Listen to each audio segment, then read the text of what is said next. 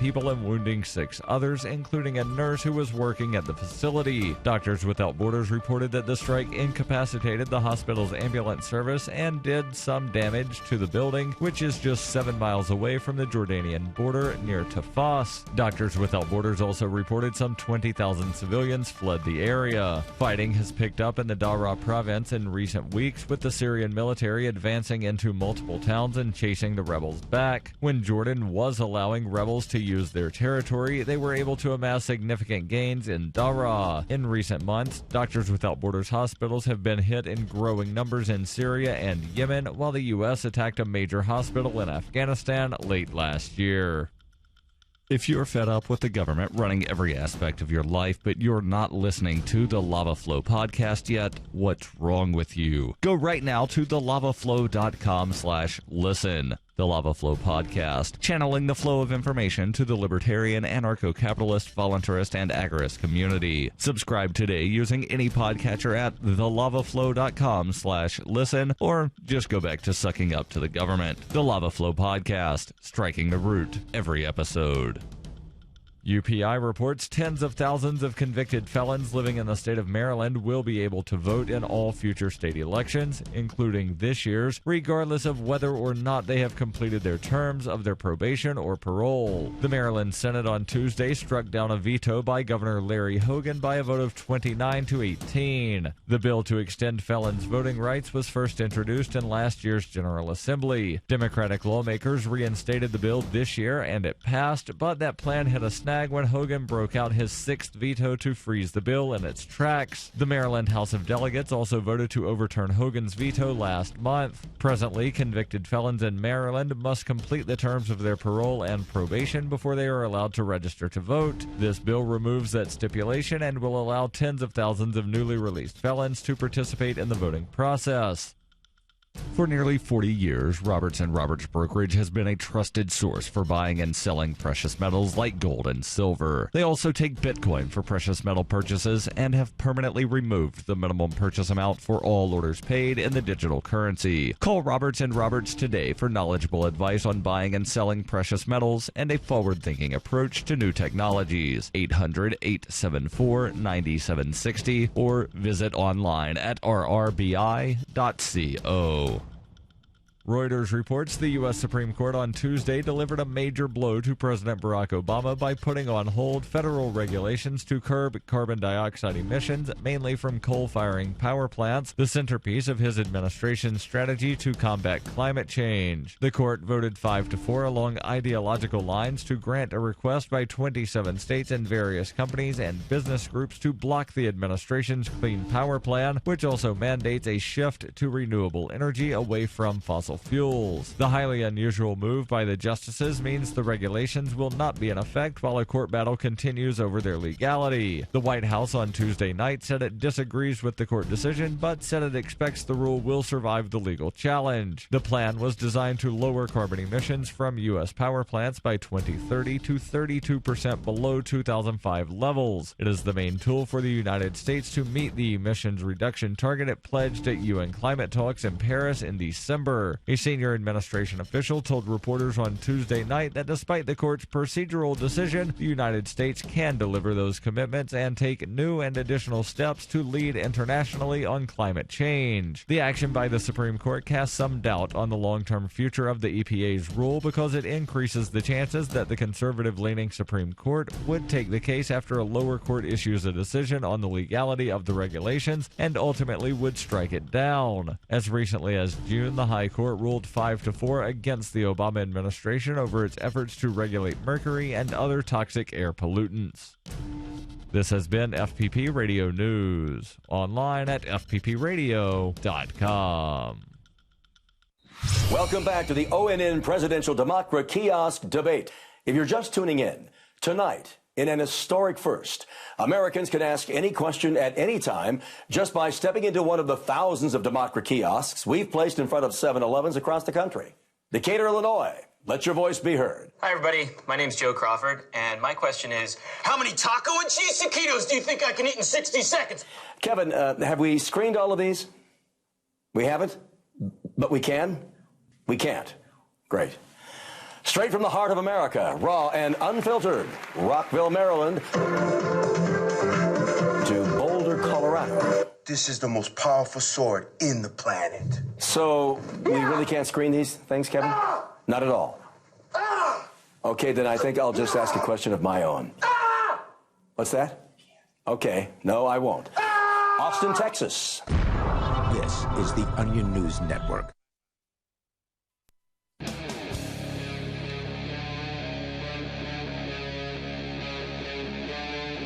Free Talk Live. Well, hey there. It is Free Talk Live. We'll talk to you about whatever happens to be on your mind. You can dial on in here toll free. We'll give you the numbers in moments. Also, our Skype username allows you to connect to us and bring up what you want to discuss. Of course, there's always stuff in the news that we want to discuss with you, and so we bring that stuff in to talk about. One of the biggest stories of the day, I think, is probably the news that despite the trouncing that Bernie Sanders gave to Hillary Clinton in the primary election here on Tuesday, as we had reported late last night here on Free Talk Live. The final totals have yet to be it was at like 97 point something percent earlier No, today. they're at 100% now. They are now at 100%. They're okay. just waiting to actually tabulate all of the write-in votes before putting official numbers up on Secretary of State's website. But they do have those unofficial numbers for everybody that was on the ballot. You are correct. Politico.com has 100% reporting now, so it was at 97 earlier when I checked it. Bernie Sanders with 60.4% of the popular vote. Hillary Clinton at 38%. And one of the big points of news here is that despite Bernie Sanders whomping Clinton in the popular vote, that Hillary Clinton has the same amount of delegates, according to Politico. Earlier, it was being reported that she had more delegates than Sanders. They had it reported at, I had some article, 297. That's total. He's talking about just in New Hampshire, from New Hampshire. Okay. And so the number that you're talking about is total delegates, and the vast majority of those, as well as I think somewhere close to half of the delegates that she's getting out of New Hampshire are what they call these super delegates. Right, and dailycaller.com has a story that briefly explains what's going on here. For those of you who haven't heard this, well, I mean, isn't it brief enough to say that Bernie Sanders tied with her in Iowa and beat the hell out of her in New Hampshire and has like a ninth of the delegates that she does? Because those rigged. are not pledged delegates. I There's understand a what difference they are, between Darryl. the type of delegates. Darryl, I understand that the system's rigged. You don't have to explain it to me. You understand, but 300 million Americans don't understand. Do they have to know exactly how the system's rigged to know the system's rigged? It helps to know the ways in which it's rigged. And this is going to be a surprise to a lot of people. Because if you go to the casino, yes, it's good to know that there are certain games that the House has a huge advantage on, but it also helps to understand why they have a huge advantage. My answer to this, if I'm a Sanders supporter, and I would like to see Bernie Sanders take the Democratic nomination, my answer to this is, well, then I give up. I'm not going to go vote. Very good. Thanks. When you say that, you mean if you were a Democrat who was going to vote in the primary? Right. In the If there's 49 states at this point, why the hell should I vote? As somebody who doesn't live as a Democrat who doesn't live in New Hampshire, why the hell should I vote? Hillary Clinton's already got it sewn up. Yeah, I could understand that. I mean, it would just simply be to express your discontent, perhaps, with the status quo. And just because she has, 290 delegates to his 40 or 30 or whatever it is, she is still long way. It's way more, actually, than 290. According to dailycaller.com, Clinton has 394 Okay, delegates she still needs 1,100 to wind up securing the nomination. So she's still a long way from getting there. It's still going to be May until 60% of the delegates are allocated. So you're saying that, the Bernie could win every single one of the primaries until the end, and just by a small margin, and that Clinton would still take the nomination. That is not at all what I said. Isn't it true? I don't know how many super delegates they have in the Democratic whatnot. Pretty much all the super delegates are placed, and they're all placed on Clinton. Okay, if all of them have already placed to Clinton, then Bernie could, in theory, still wind up getting the nomination from pledged delegates. I understand, but you get that the system's rigged. I never said it wasn't. The point of this is to talk about why the system is rigged. And how. Right. So according to dailycaller.com, New Hampshire has 24 pledged delegates, which are allocated based on the popular vote. Sanders, as of they're writing this, so it's been updated since then. Sanders had 13. He now has 15. Sanders has 13, and Clinton has 9, with 2 currently allotted to neither. I believe those have been allotted to Sanders since then. But under Democratic National Committee rules, New Hampshire also has 8 what are called the superdelegates, which are party officials who are free to commit to whomever they like, regardless of how their state votes, and their vote counts the same as delegates who won through the primary. And who's more likely to be a party official? Well, the party establishment, the people who've been involved with the Democratic Party for a long time, and the people who are the party establishment are more likely to support Hillary Clinton. And so that's why this has been, I think, shocking news for many people who they don't know. You know, the average Democrat doesn't know how the Democratic Party is run, the internal party politics, the rules, these ridiculous rules that they have. And so it's important to show them, well, look, this is what's really going on. You thought it would be as simple as just voting for Bernie? Well, no. I mean, that's all you can do. But ultimately, the party rules are essentially nullifying your votes by having these old school officials come in here and vote for the party line, vote for Hillary Clinton. And that's got to be frustrating to a lot of people who thought they'd sewn this thing up here in New Hampshire, and yet Hillary's now walking away with the same amount of delegates at this point as Bernie. There's apparently 2 more to be assigned, and so I'm not sure when those will be assigned, given that we now have 100%. Well, the super delegates can pledge or unpledge at any time before the convention. They could switch sides. Okay. So all of these super delegates could decide, you know what, Hillary, we think you're going to go to prison. So, hey, Joe Biden, why don't you come on, jump in the race, and we'll all give you our support. Well, of course, Hillary's not going to prison, so I doubt they'll say that. And the superdelegates wouldn't be able to, even if they threw behind Biden at this point, who can't be on the ballot in probably half the states, he wouldn't get enough delegates to beat Sanders. Why would he not be on the ballot in half the states? Because he's not petitioning deadlines and ballot access requirements for like half of the primaries have already passed. Oh, you mean for the primary? But okay, I got you. That's how the primaries are how we pick people here in the United States. Yeah, but I have read a lot of speculation that at some point Joe Biden will jump in and you'll wind up having a brokered convention for the Democrats. It means nobody has enough pledged delegates to be the presumed nominee. So generally there's always, one person has like 75, 80% of the delegates, and they're like, well, this person is the presumed nominee, meaning that unless something absolutely weird happens, this person is walking out of the convention as the presidential nominee. So if nobody has a majority of delegates, then there is no presumed nominee. It's then what they call a brokered convention. So then what? So then they vote, and then they Hillary vote. Figures out a way to steal and it. they vote, and they vote, and they vote, and they vote until somebody does wind up getting a majority. I see. So it's the way not plurality, but a majority. Majority. It's the same way the Green Party, the Constitution Party, and the Libertarian Party choose their presidential nominees. Are they eliminating as they're voting?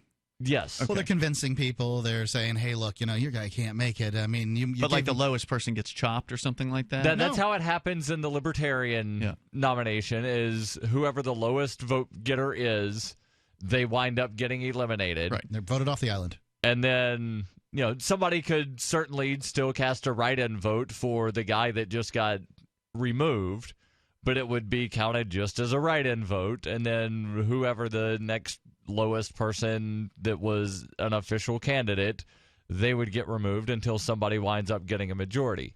And on the Libertarian side, I think a couple years ago they had where it went to like a 5th or a 6th round, back a long time ago. I think there was one of the Democratic nominating conventions that went to like a 37th ballot. Oh, my goodness. And that was back before the use of primaries became popular. And so primaries started as a way to remove the process from the cigar-filled back rooms. But that hasn't really changed much, according to this news that should be revealing to many Democrats, many rank-and-file Democrats, that the system in their party's side is corrupt, just like for the Ron Paul Republicans, who are shocked to find that their candidate was screwed in the various different party conventions. Surprise, the Democrats are no better. 855-450-FREE, that's our toll-free number. It's Free Talk Live. I walk my dog every day, and I've got the best-looking dog in the neighborhood named Stanley. He's a collie mix. We meet the same people every day. They'll tell me, oh, he's so soft, and he's so silky. And these dogs that have the brittle hair, it's coarse. It doesn't lay nice. It's not shiny. It's dull. I tell them about Dinovite. DINOVITE.com. 859-428-1000. The omega-3 fatty acids. Flaxseed, zinc, alfalfa. The digestive enzymes that are cooked out of regular dog food. Sundance's coat was shiny and glossy the way it had when she was a puppy. We get asked all the time at shows, how do you get your dog so healthy and shiny and glossy? It didn't take very long. They've got their nice, expensive jogging suit on, and their dog has their smooth, beautiful, soft, shiny coat. So now their dog looks just as good as they do. 859-428-1000. 859-428-1000. DINOVITE.com. It's about time something new came along for better selling and buying online. And I found it. What now, Marge? It's buysellmakeoffer.com. Never heard of it. It's a brand new company. That's why you've never heard of it. It's the newest and best way to sell any products online. I did all the research. Sell my car? Yes. Our home? Yep. My golf bag? Your golf clubs. All of them. How about your purse collection hoard? Hey, now. You said any product. Right. I did. We get 30 days free. Really? Packages starting from only $7.95. And buysellmakeoffer.com will never charge item fees, ever. Never. And this is cool. Listen to this. You can even use Skype or video to show your items. That's cool. Yes. All we have to do is go to the website, sign up, and then load our stuff to sell. I love this site. Buysellmakeoffer.com. Buysellmakeoffer.com. You got it? Buysellmakeoffer.com. Buysellmakeoffer.com. Better selling, better buying. Since time began, tyrants have taken aim at personal liberties. Now there's a movie that aims back. The government has no more right to tell us what to put in our bodies than they have to take our guns or tell us what books we can read. 6 drug police were eaten by bears while raiding a marijuana farm. On your knees, you dirty hippies! Jesus. On your knees! What's the problem, officer? Today, many cops who enforce pot laws do so only because it provides them with cushy jobs, good benefits, and a chance to push people around. I was an undercover narcotics officer. The drug war is nothing but a farce. The Second Amendment says you got to keep you and your gat intact. Guns and Weed, The Road to Freedom. A film by Michael W. Dean and Nima Vadadi. DVD available now at gunsandweed.com or on Amazon.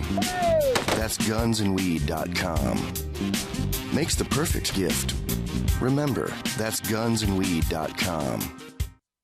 So you've heard all 3 hours of the latest episode of Free Talk Live, and you're still hungry for liberty-oriented audio content? Did you know that we have another 24/7 audio stream at LRN.FM? The Liberty Radio Network airs the latest episodes of some of the best liberty-oriented podcasts on the internet around the clock. In addition to recorded content, you'll also hear live shows like Free Talk Live, originating from our Keene, New Hampshire studio. So listen anytime at LRN.FM. That's LRN.FM.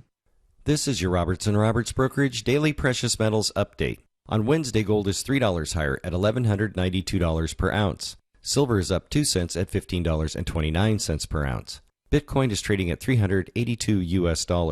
We're offering up to 200 Gold American Eagle 10th ounce coins for $60 off the usual ounce price each. Call us and ask about this special at 800-874-9760 or visit us online at rrbi.co. Do you love Twitter? Make sure you favorite the LRN.FM Twitter account so you can receive our tweets at twitter.lrn.fm. That's twitter.lrn.fm.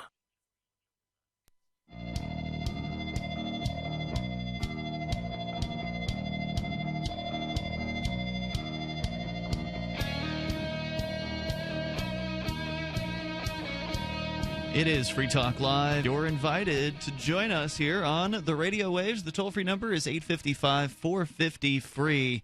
That's 855-450-3733. We've got Skype as well. The Skype username is LRN.FM. Mark, are you finally happy tonight, given that TJ the Spy had ordered some Sherry's Berries to the house, and you did finally get one of them? I got one of my Sherry's Berries, and I'm happy. Yes, and they are delicious. Excellent. They really, really are good. Which one did you choose? I always get the milk chocolate's my favorite. I just like the one milk with chocolate. the nuts on them, right? Yeah, it's got nuts on it. But that's because Mark likes nuts. He does. It's really it's a toss-up. The dark chocolate, the white chocolate, they're all good. Yeah, truly. I mean, try picking your favorite. It can be a challenge. Berries.com. Sherry's Berries is a great Valentine's Day gift. And, of course, Valentine's Day is coming up fast. It's this Sunday. Not too late, though, for you to get your order in at berries.com. For your loved one, you can order delicious chocolate-dipped strawberries. And we're talking about white milk, dark chocolatey goodness, topped with chocolate chips, decorative swizzle, or nuts.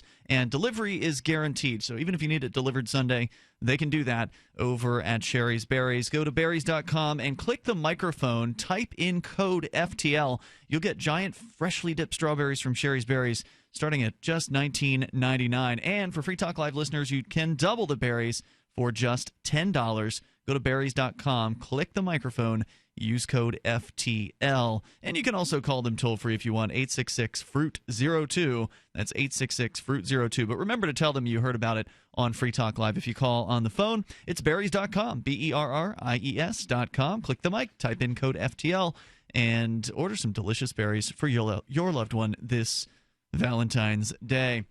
So let's see. So we're talking about Bernie Sanders trouncing Hillary Clinton, a solid 20-point lead in the polls. And, of course, Vermin Supreme ranking in at number 4. Also, when you look at the towns, she won like 4 towns in the state of New Hampshire. Wow. So if you look at a map of the distribution of the votes, it's Bernie. It's Bernie all over with a few little dots. Cheshire County, by the way, is where we live. The Keene area was the number 1 most Bernie voting makes sense. county of all of them. And also Bernie's victory, it was a lot more convincing than Trump's victory, where Trump barely got over a third of the votes. Yeah, but he doubled the next closest. Yeah, twice as much as Kasich, who right, got but there 16%. were 30 people on the ballot for the Republicans. So it's not like there were 4 and he got 35 and then everybody else. There were 30 people, and there were 28 people on the ballot for the Democrats. Well, there are now fewer, as apparently Chris Christie and Carly Fiorina, I believe, have bowed out of the race as of today. Have they? Okay. That's what I've heard. I don't know if anybody else called it quits. Carson did worse than both Christie and Fiorina. Presumably, he's still going forward. Jeb Bush still going forward. And I saw a hilarious photo last night where it was Jeb sitting next to his mom, Barbara. And, it was one of these things where words were thrown on the picture. I hate to call it a meme, but that's what everybody's going to be like, oh, you saw a meme. But it said, Jeb's been a good boy. It's his turn to invade Iraq. Yeah, it's funny. Right. So, we'll see about that. Obviously, time's going to tell as far as how this all plays out. Will, how many of the voters from these other candidates that are dropping out will go to Trump? Who knows? We will find out as time goes on. You're welcome to join us here if you want to jump into the discussion. Our toll-free number is 855-450-FREE. But I don't really know if there's much else to say about the election at this point. South Carolina is, a week and a half away? Yes. Not this Saturday, but the following, I believe. There's one of the, I forget if it's the Republicans or the Democrats that have a primary on the 20th, and then the other party has one on the 27th. Right. There's a different day in South Carolina? It's really weird. Yes. Huh. And also Nevada's doing something. Yeah, there are a few states where the Republicans and Democrats don't vote on the same day or don't caucus on the same day. Here's what I'd say to the Sanders supporters. What I'd say to the Hillary supporters is, what the hell's wrong with you? What I'd say to the Sanders supporters is it's kind of like a game in tennis. If you're dealing with a referee who's kind of cheating and they always call your ball out if it's close to the line, you make sure your ball gets closer, is farther in on the court. You just got to make sure, instead of getting 51%, you got to get 61%. You have to, you have to get people out to vote, and you have to totally trounce this lady, and then they won't be able to cheat as easily. I bet they have some tricks up their sleeve. I wouldn't doubt it. They do have tricks up their sleeve, and not all states award their delegates proportionally. Some states are winner take all. So if you wind up with, one more vote than whoever you beat, you get all the delegates. Yes, but you're assuming that those votes are counted properly, and the Clinton hasn't paid off the people that count them. So at that point, you want to make your margin of victory larger. That's all I'm saying is this isn't about getting 51%. It's about getting 61%. Yeah, but you don't get to decide that in advance, right? You can only just do your best and hope everything shakes out. Right. Well, you can try harder and those kind of things. Oh, my question. Okay, what's my question to you is this: do you think they should just not do anything? Well, no, of course not. Because that's really the other option. The other option is screw it. The system's, it's rigged, and I'm just going home. No, obviously the Ron Paul people. I mean, when they went out there, they did their best. They kept at it. They tried to show. They never got 51%. They tried to show up for the man. I wasn't talking about the votes. I was talking about the conventions where the Ron Paul people went in. They thought they were going to be able to use the rules to promote Ron Paul, and they ended up getting shut down. The rules ended up being ignored or waived, and they ended up even turning off their microphones at some of these Republican conventions. So the system, the establishment is not, is very reticent to change. They don't want to allow some sort of upstart in to change the system. Not that Bernie Sanders is much of an upstart. He's still part of the establishment, but he's 20 years or something. He seems to be less. He has there are people that have the belief that Bernie is less establishment than Hillary Clinton, and I suppose there's an argument that can be made for that. So, our toll-free number is 855-450-FREE. In other news, the occupiers in the Malheur Federal Wildlife Refuge, they're still there. And for a while, there was nothing coming out of there because they had apparently had their internet turned off, or their cell phones had been shut down in some way. The FBI had contacted their cell phone companies and had shut off the 4 remaining occupiers' phones, which is why I was surprised last night to discover that new videos have been posted to the Defend Your Base YouTube channel. We'll play some of the audio for you here in a little bit. But in other news, last night I did mention that the post office apparently may be turning into a bank if some in Congress get their way. The story from sovereignman.com. It seems that the news has been ripped from the pages of The Onion, or perhaps Atlas Shrugged. But incredibly enough, it's actually true. Earlier this week, Congress proposed a new law authorizing the U.S. Postal Service to provide banking and financial services. It's called the, quote, Providing Opportunities for Savings, Transactions, and Lending, unquote, Act, abbreviated as the Postal Act. And it provides explicit authorization for them to provide banking services, including checking and savings accounts, money transfers, and other basic financial services as the Postal Service deems appropriate in the public interest. The Bank of the Post Office. It's incredible when you think about it, considering the U.S. Postal Service hasn't turned a profit in a decade. As a matter of fact, as we've reported here a number of times on Free Talk Live, it's been hemorrhaging cash, and its total accumulated losses now exceed $51 billion, easily ranking it among the least successful companies in history, because most companies would have gone out of business by now. Yeah. Most companies don't have the federal government backing them up. We'll talk about the Postal Bank. You can share your thoughts. 855-450-FREE. So you've got to take a state construction license exam or certification. Can't decide on what books or what chapters to study? Discover right now how you can eliminate unnecessary books and wasted study time. At contractorexam.com, our study materials zero in on state-required test topics in an effective, multiple-choice format. So whether you're a plumber, electrician, general contractor, or other construction-related trade, contractorexam.com will help get you prepared. Visit us at www.contractorexam.com today. Are your Google search results killing you? Unflattering content in blogs, news articles, online reviews, social media, or other sources can jeopardize your reputation, your business, and your livelihood. Let Reputation.com help. Our patented technology will make the truth about you more visible while pushing down unwanted negative content. Improve your Google search results. Call Reputation.com at 1-800-831-0771 for a free consultation. That's 800-831-0771. Excuse me, is this where I get a license to start a new business? I wouldn't be hasty. You have to get a license to go out of business, too, you know. Oh, well, look, I've invented this little anti-gravity machine, see? Oh, is that why you're walking 2 inches above the floor? Oh, yes, it's very comfortable. It saves on shoe leather. Yeah, well, you have to fill out these forms and report to the Human Services Department of Manpower Orientation and register with the Fair Employment Practice Commission, the Wage and Hour Division of the Employment Standards Administration, the State Sales and Income Tax Division, the Internal Revenue Service, and the Social Security Administration of the Department of Health, Education, and Welfare, and, of course, OSHA. OSHA? I thought that was a little town in Wisconsin. You'll find out. Say, floating around like that could be dangerous. Have you checked with the Consumer Product Safety Commission? Well, not yet. Come to think of it, you actually are flying, aren't you? Look, you need to go over to the Federal Aviation Administration and the Transportation... It's very hard to get anything done these days if you're in business, but free enterprise built this country. Think what could happen if we don't keep it free. A public service of this station and the Center for the Defense of Free Enterprise, Bellevue, Washington. We just can't have people floating about unregulated, you know. How many lawyers does it take to change a light bulb? None. They'd rather keep their clients in the dark. There are too many lawyer jokes to count. However, there are some lawyers with more noble intentions. At the Institute for Justice, we bring the light to our clients. We are a non-profit public interest law firm with clear values and principles. At IJ, we fight for those whose most basic rights are denied by the government. Visit our website today at ij.org.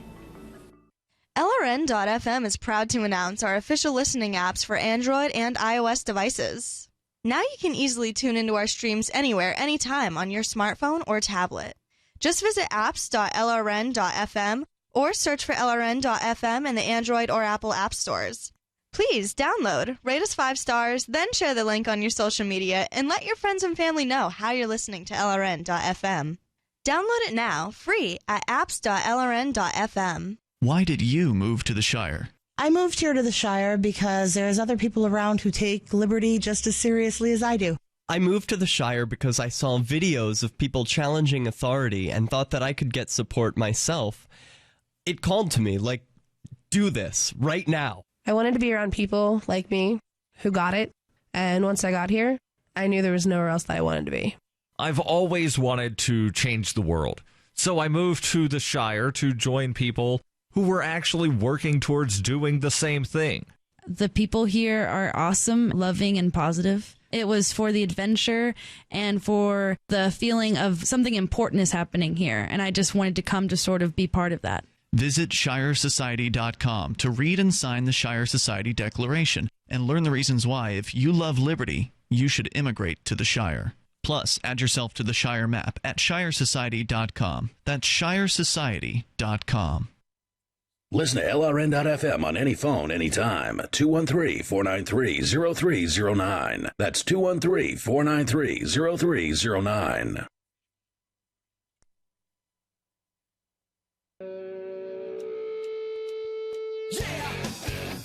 Free Talk Live. Dial toll free to join us here. 855-450-FREE. That's 855-450-3733. We've got Skype. So you can join us on Skype at Skype username LRN.FM. If you haven't yet, just send a contact request on over, and we'll approve it. It'll be that simple, and then you can call us from that point forward via Skype, and you'll usually sound pretty great when you do that. Coming up, the latest on the Oregon Occupiers, who are now in their second month of occupying the Malheur Federal Wildlife Refuge. And there's been a lot of silence coming out of there for about a week, but now they're back on the internet without really explaining how they got back on the internet. It's very strange how they've been turned. Once the FBI cuts off your internet access from your cell phone, how do you get around that one? Well, if they tell you how they got back, wouldn't the FBI be able to cut them off that much more quickly? Yeah, it's maybe the Illuminati. Yeah, that's a good point. All right, so we'll get into to all that here. You can also share your thoughts, and I want to let you know about SaveItPurse.com. You can save big time on your Amazon purchases. In fact, I've been choosing 50% as my selected Save It Purse discount. Now, after the purse fee, it breaks down to like 35%. But still, it's a huge amount of savings on stuff you're going to buy anyway. So the last, I believe, 5 transactions now that I've had at SaveItPurse.com, I've just been picking 50%. I never was really doing that before just because I thought, oh, it's going to take too long. But it hasn't been taking long to get a 50% off order fulfilled, because the idea is you're sort of putting up your Bitcoin. You have to have Bitcoin to make this happen. You're putting your Bitcoin into a marketplace, and people are buying your Bitcoin for, in this case, 50% over the market value of Bitcoin. It's amazing to me that people do this, but they do it. And it makes it so you can save big time. Now, you want to get 20% off, 30% off, it's easy to get. You'll get that super fast, in my experience, with saveatpurse.com. But if you want to go for a try for 50%, if you're not in a rush, throw it up there at 50%. See what happens. The worst thing that can happen is you wait a few days and then you lower it to 40% or 45% and you try it again. So it's amazing, and it works very, very well. It's a great reason to get Bitcoin. If you don't yet have some, go to saveatpurse.com. You can learn how it all works there. It's very, very simple, and it works well. Save ATPurse, saveatpurse.com. As we go to Tim in Wyoming, and we'll continue talking about the Postal Service proposing, or Congress rather, proposing for the Postal Service to become a bank.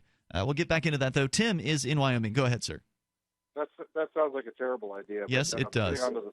Yeah, it sounds like they should be.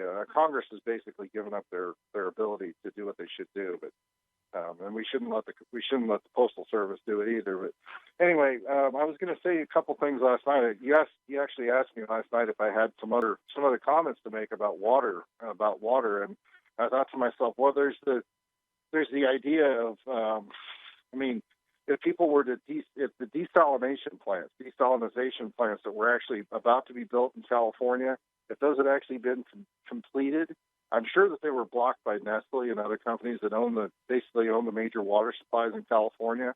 If people were to build their own, or if the free market, obviously, if the free enterprise and free market were able to build something like that and not have government stepping all over it and stopping it, and colluding with Nestle in that case, if they were able to do that, then there would be fresh water for everyone.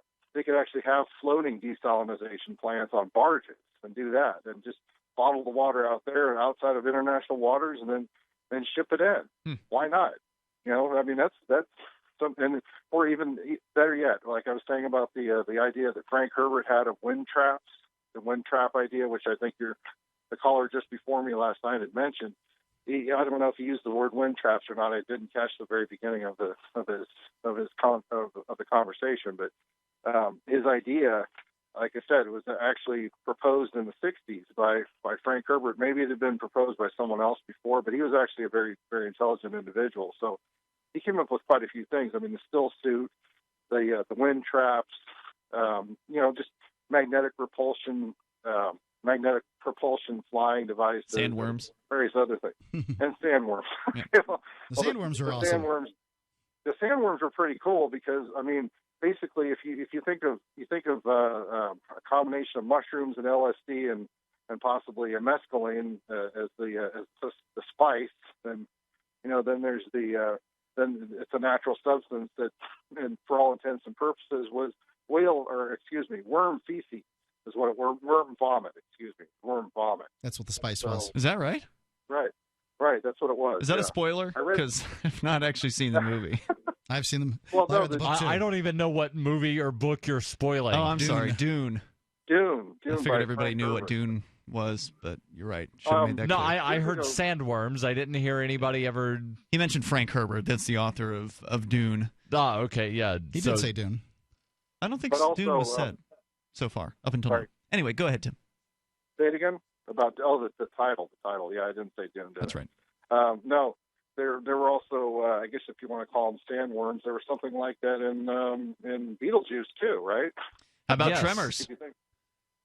Tremors. Tremors 1, 2, 3, 4, and 5. 7. There's 5 Tremors. 392. The new one was good, by the way. Anyone who likes Tremors should see Tremors 5. Hey, thanks, Tim, for your call here tonight. I appreciate it. I probably should see Dune someday. It's supposedly like this epic sci-fi movie, and I've never actually seen it. I played the video game once upon a time. Well, there you go. So I kind of know the plot. You know all you need to know. Yeah. Toll-free number tonight, 855-450-FREE. That's 855-450-3733. The U.S. Postal Service, according to SovereignMan.com, has not turned a profit in a decade. And as a matter of fact, its total accumulated losses now exceed $51 billion, easily ranking it among the least successful companies in history. And the only way the U.S. Postal Service can continue to maintain its operations is with regular bailouts from the American taxpayer, specifically bailouts going to the pension fund of the various different postal employees who are collecting pension, which is a huge liability for the Postal Service.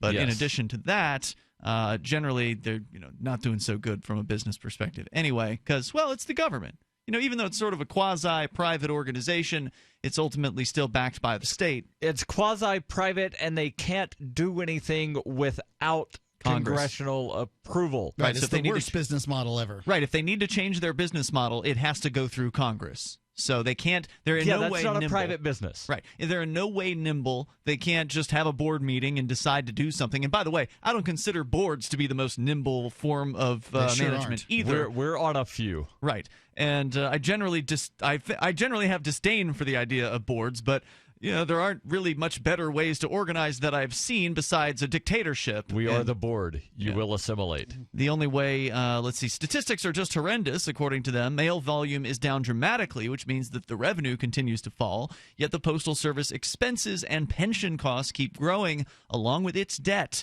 Just like the U.S. government, the Postal Service has its own debt ceiling that's set by Congress, and they reached that debt ceiling back in 2012 and have remained at that level for years.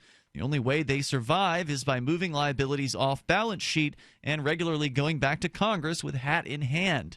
Talk about a responsible financial partner. This sounds exactly like the place we would want to deposit our hard-earned savings. Right. Seriously, why would these people even consider an idea so absurd as to let an organization with a history of failed operations take over people's savings? Well, because they would be insured by the FDIC or something like that, so it wouldn't really particularly matter. Simple, they say. It's a cheap source of capital. The Postal Service desperately needs cash. So what better way to raise capital than to sucker unsuspecting Americans into opening up postal bank accounts? When you deposit money in a bank, you are effectively loaning the bank your money. In exchange, they pay you a whopping 0.01% interest. Right. This is what almost all banks do. They borrow money from depositors and hopefully make credible investments and loans with other people's money, except in this case, the Postal Service needs to borrow depositors' savings to cover losses from their other operations. There's a term for this, says sovereignman.com. It's called a Ponzi scheme. Yes. So, yeah, it seems like a terrible idea to It does, do on this. the one hand, seem like a terrible idea, but at the same time... Well, at the same time, it doesn't seem like it's something that's necessarily unheard of. Yeah, let's talk about that. You said there's some history behind the post office. Yeah, apparently there's some history of this, and I really want to know why it went away. Our toll-free number is 855-450-FREE. This is just what the Postal Service needs, is longer lines with more people waiting for their services. Toll-free number is 855-450-FREE, 855-450-3733. It's Free Talk Live. All right, listen up, because this is the most important thing you're going to hear all day. What if I said you could make money flipping houses without any cash, credit, or manual labor? And what if I said you could do it part-time from the comfort of your home? Sound unflippin' believable? Hi, I'm Preston Ely, and I'm going to prove it by sending you a free copy of my smash hit-selling book, How to Get Rich in Real Estate. It sells online for $19.95, but I'm giving away 5,000 free copies this week. To get one before they're gone, call 1-800-961-8439. I used to be so broke, I had my electricity shut off 9 times, but I figured out a simple way to make money flipping houses without even breaking a sweat. Now I'm living the good life, and so should you. Listen, if you're sick and tired of stressing about money, this book could change your life. Hands down, it's the fastest, easiest way to get started in real estate. Let me prove it. Call right now to find out how to get your free book. When they're gone, they're gone. Call 1-800-961-8439. 1-800-961-8439. As if chlorine in our water weren't bad enough, now they're adding ammonia? It's true. Some municipalities are now adding ammonia plus chlorine to your water supply. It's a disinfectant called chloramine. But with a trusted Big Berkey water filter, you can keep chloramine out of your water. New NSF EPA certified lab tests show EPA Berkey water filters remove chloramines, pharmaceuticals, BPA, pesticides, bacteria and viruses, all forms of fluoride, and much more. Big Berkey water filters are the original and most trusted on the market, the gold standard in water purification. And our filters last for years at less than 2 cents per gallon. Big Berkey, the one that's powerful enough to purify stagnant pond water. Get your Big Berkey today. Call 1-877-99-BERKEY or click BigBerkeyWaterFilters.com. That's 1-877-99-BERKEY. Big Berkey Water Filters, for the love of clean water. So the protection of life, liberty, and property is what the Free State Project is all about. But it's an effort to move 20,000 people who understand. It's about demonstrating to the entire country that, yeah, we can have a free market, a truly free market. Making it just a freer, great place to live. It's the world's largest voluntarist libertarian community, and it's only getting bigger. That's amazing, to be able to move to a place where other people passionately believe in being free and independent. What the Free State Project is managing to do, though, is to put their money where their mouth is. It's physically getting up across the country and saying, let's go someplace and let's demonstrate the power of these ideas. There's a lot of kind of philosophy that surrounds liberty. There's a lot of thinking about it and talking about it. But here in New Hampshire, people are doing it. 101 Reasons Liberty Lives in New Hampshire, a documentary by Free State Project Early Movers. Watch it free at 101reasonsfilm.com. 101reasonsfilm.com. Free Talk Live has partnered with Amazon, the largest internet retailer. Imagine a department store category, and Amazon has it. Books, electronics, office products, furniture, jewelry, automotive, toys, clothing, sporting goods, and dozens of other categories. Now you can shop and support Free Talk Live by entering Amazon through our website. Go to shop.freetalklive.com, and Amazon will send us a portion of your purchase. You're going to do the shopping anyway, so remember to enter through our site at shop.freetalklive.com. That's shop.freetalklive.com. Radio is the most personal of mediums. I exist right now in your head. If you listen to Free Talk Live regularly, you know me. Free Talk Live is on more than 160 radio stations around the U.S. and been downloaded on every continent around the world. Hundreds of thousands of listeners with ad packages from $600 a month to $6,000 a month. Imagine what we can do for your business, project, website, or idea. Email me, mark@freetalklive.com. If you enjoy LRN.FM, please contribute to your favorite shows via their websites and become an amplifier at amp.lrn.fm. That's amp.lrn.fm.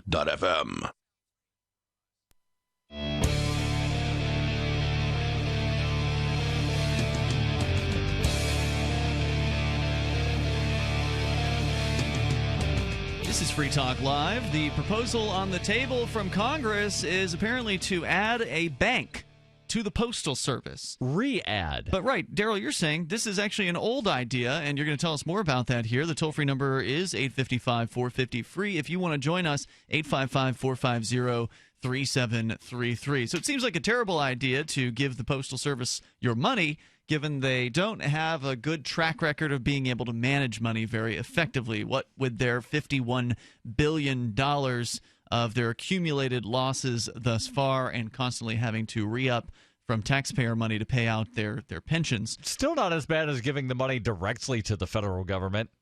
True, I wouldn't give money to a federal-run bank either, but nonetheless, some people would. What's the news from olden times? So the story that I have here is from the Pittsburgh Tribune. They're reposting from the LA Times, and the Times reports until the late 1960s, you could walk into a post office and deposit money in a savings account at the same time you bought stamps or mailed a package. An outgrowth of the financial panic of 1907, the no-frills postal bank surged in popularity during the Great Depression, but as commercial banks expanded and offered higher interest rates, the U.S. postal savings system became as outdated as a black-and-white movie. Now, after another financial crisis, there's a new push, and then they start talking about the new news. Push to try to once again So they got put this outcompeted. together. So they basically, the market of banks, which is highly regulated and not exactly nimble on its own, was able to outcompete the Postal Service. Not necessarily. So I started digging around, and it seems as though the Department of Treasury or Congress, one, just rescinded the authority for the post office to run this savings thing. So they decided to end the I've bank. got info from the U.S. Postal Service that they've got a 2-page paper here, and the second page says, after World War II, goods became available to meet pent-up consumer demand. Banks raised their interest rates to 2% or higher and offered the same government guarantee as the postal savings system, and saving bonds provided a higher rate of interest. Deposits in the postal savings system declined, dropping to $416 million in 1964. On April 22, 1966, the Post Office Department stopped accepting deposits to existing accounts, refused to open new accounts, and cut off interest payments as the yearly anniversary date of existing accounts came up. When the postal savings system officially ended on July 1, 1967, about $50 million in unclaimed deposits of more than 600,000 depositors were turned over to the Treasury Department. We have now found out why they want to run a bank out of the post office. Yeah. An act of August 13th, 1971 authorized the Treasury to turn over the money on deposit to various states and other jurisdictions, and each sharing proportionally based on its own deposits. Some $9 million were distributed that year, and then there was some public law that did something else. So basically, it seems to me that, yes, they were being outcompeted, and then either Treasury or Congress said, okay, yeah, you don't get to run a bank anymore. And now they're proposing it yet again. If you want to share your thoughts, you can join us here at 855-450-FREE. The Postal Service is just, it's like a relic. I mean, the fact that they're even still around, it's almost quaint at this point. They're anachronistic. There's no doubt about it. It's just, that's it. Something out of its time. And it only exists, the United States Postal Service only exists because of a government monopoly on the delivery of first-class mail. That's a good point. It's important to bring that up. People don't realize that. Like, well, why doesn't... there's FedEx and UPS. Right, well, why don't... it seems strange that FedEx and UPS have all these great services, but yet they don't offer lower price services. It's because they are not allowed by law to do so. It's illegal for them to send anything for less than $1. Is my understanding what the current cap is on the law that makes it illegal to compete for first-class mail, basically. So if they want to send something for more than $1, apparently they can. Right, and the definition of first-class mail is a little more, broad than just you can't send something for under $1. Yeah. So you could certainly send a letter to someone using UPS or FedEx. You just have to pay to. You've got to put it in a it. special envelope and then pay, some outrageous overnight whatever fee. Right, and you can't put a stamp on it and give it to UPS. That's right. So the Postal Service is to some extent subsidized by rents, rent deals that it has on these big locations. Meaning they don't pay rent in a lot of places. In some cases, they pay lower rents. They pay no rents. The Fed owns the building. They are their own business, but they're sort of latched to the federal government in a way that they probably shouldn't be. They can't change their business model because postal roads are included in the Constitution. I don't exactly understand why you have to, just because postal roads are in the Constitution doesn't mean you have to have a post office. But whatever. They can't even do, what makes the most sense is cut mail delivery to 3 days a week to any given box. Monday, Wednesday, Friday. Right. So they're delivering mail 6 days a week currently with Sundays off, right? Yes. That divides nicely. I've seen them out on a Sunday. They're probably driving mail from one location to another. I've seen the delivery truck out on a Sunday. Right. They will do certain, you can pay extra for Sunday delivery, yeah. Like with UPS or FedEx, but they're not delivering a first-class mail or first-class letter to your door on a Sunday. I've seen them out. So that divides nicely by two. You just make it so that, I don't know, they can figure it out. Some computer model can figure out what's the most efficient route on Monday versus, route 1 and then route 2, and then just have them run separate routes. Rather than the same route every single day, which people don't need to get mail mail every day. A lot of people are paying their bills online these days. If your life is so messed up that you have to get first-class mail delivery every single day, like you've got real problems in organization. I want to go to Joe. He's in Alabama, and you're on Free Talk Live. Go ahead, Joe. Yes, I think the post office ought to be disbanded. Yeah, it ought to be free enterprise. They've already showed, like y'all were talking about, FedEx and these other UPS do a lot better job, but the government's got their hands wrapped so much in everything. If it becomes a bank, it's even going to be more growing to where you'll never be able to disband it.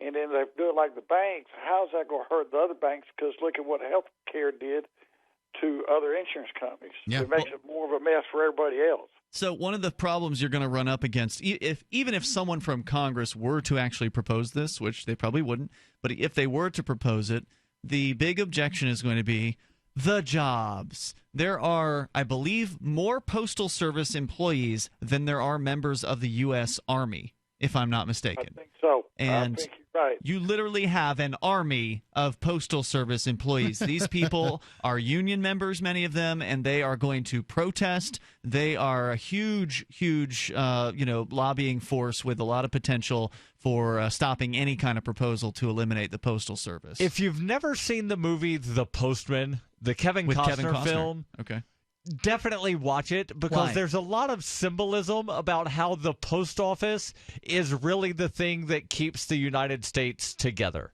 What do you mean by that? So the movie, it's a dystopian, future. The U.S. government has disbanded. Kevin Costner escapes this gang that's trying to be, all tyrannical and control people, and he stumbles across a post office old van.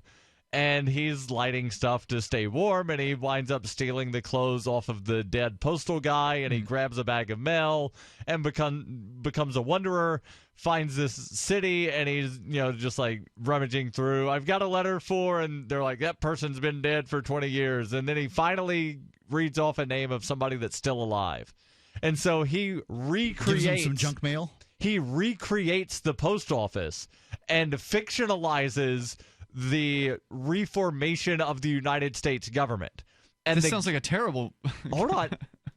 I didn't say it was I said the symbolism is that the post office is what keeps the country together. So the gang that's trying to run everything, they find him, and they find all of these other postmen, and he doesn't know who most of them are. And it's just that symbolism of the post office is what keeps the government together. I hope that's crazy. not true. Hey, I want to thank you for letting me know about the super delegates. I was not aware that a person could win the state and still lose delegate-wise. Surprise! That is crazy. Yep. Hey, Joe, thanks for the call, man. I appreciate hearing from you. So, you're recommending this as a good movie to watch, or just a movie to watch because of the symbolism? It's a good movie. Okay. We probably shouldn't spoil it then. All right, toll-free number is 855-450-FREE. That's 855-450-3733. Because Kevin Costner's kind of had a bunch of misses, so this was a good one, apparently. Hour number 2's on the way. This is Free Talk Live.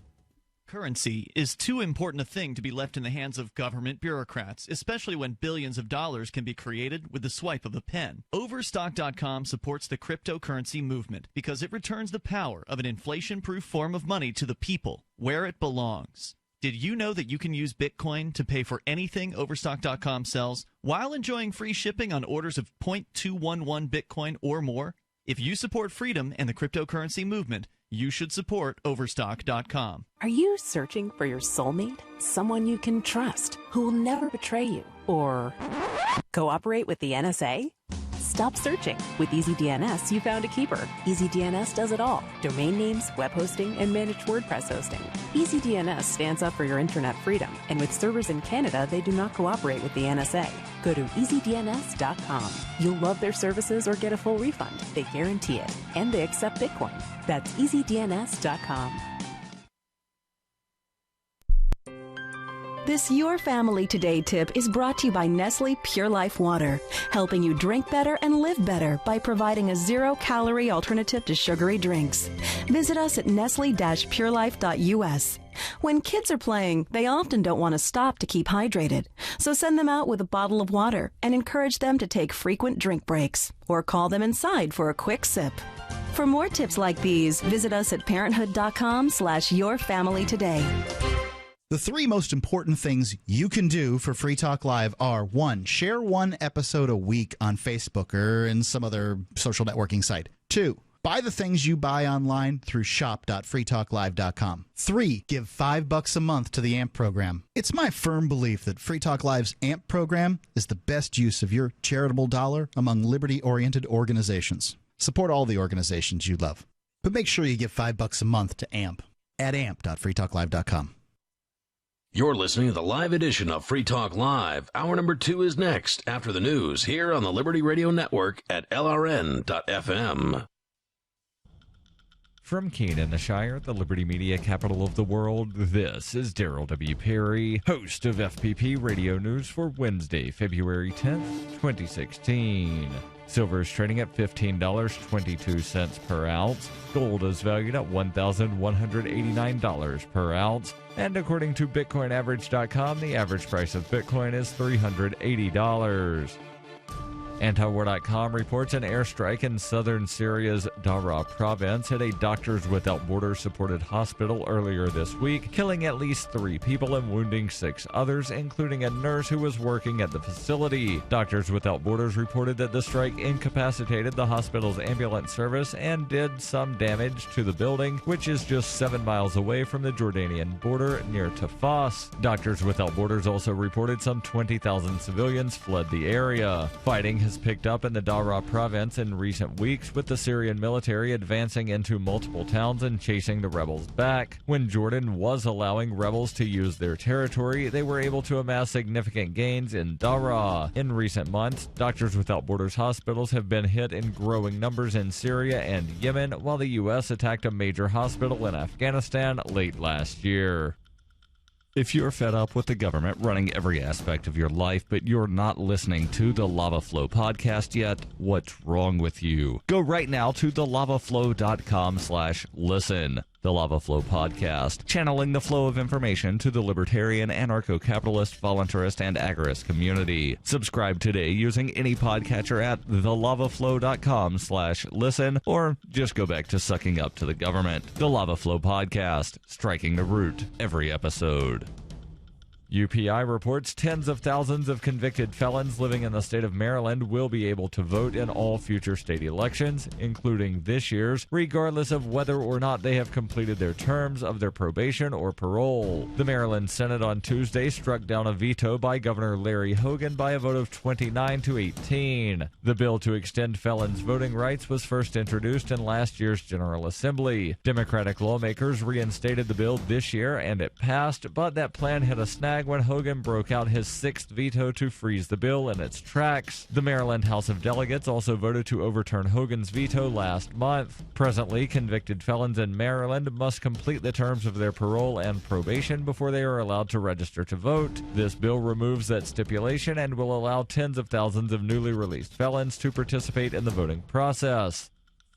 For nearly 40 years, Roberts & Roberts Brokerage has been a trusted source for buying and selling precious metals like gold and silver. They also take Bitcoin for precious metal purchases and have permanently removed the minimum purchase amount for all orders paid in the digital currency. Call Roberts & Roberts today for knowledgeable advice on buying and selling precious metals and a forward-thinking approach to new technologies. 800-874-9760 or visit online at rrbi.co.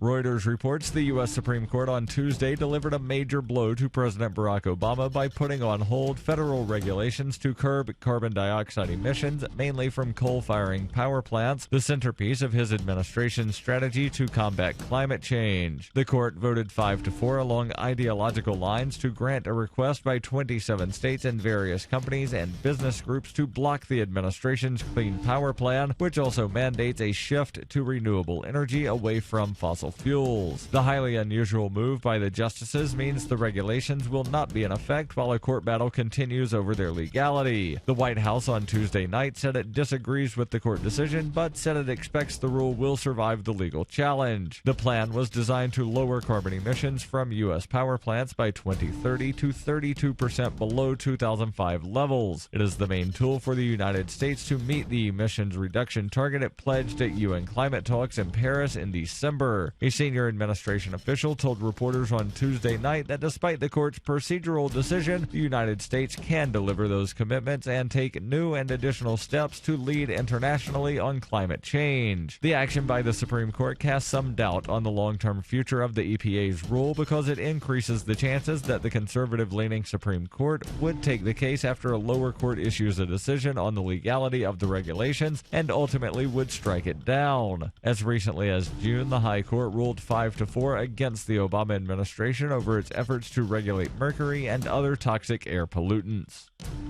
This has been FPP Radio News, online at fppradio.com. It's a landmark day in the March for Equality here in America. Congress passed the Casinos for Fairness Act today, which gives every mistreated group in America the right to open a casino. It worked with Native Americans. It will work for the rest of the country. If our society has kept you down, you will get a casino to pull yourselves back up. Veterans will also have the right to open a casino as a replacement for costlier benefit programs. I think it'd be nice to have a casino. I mean, I'd rather still be able to walk, but, you know. While the majority of the country is hailing the Casino Act as a step forward, many Native Americans are objecting to the law. We are still the most disadvantaged group in America. So all that we ask is that we be allowed to open whorehouses and start legally selling cocaine. The bill raised the question of whether immigrants should be allowed to own casinos. After much debate, the legislature decided that they would not, but they will be able to sell sliced mango on the street without a vendor license. This is the Onion News Network.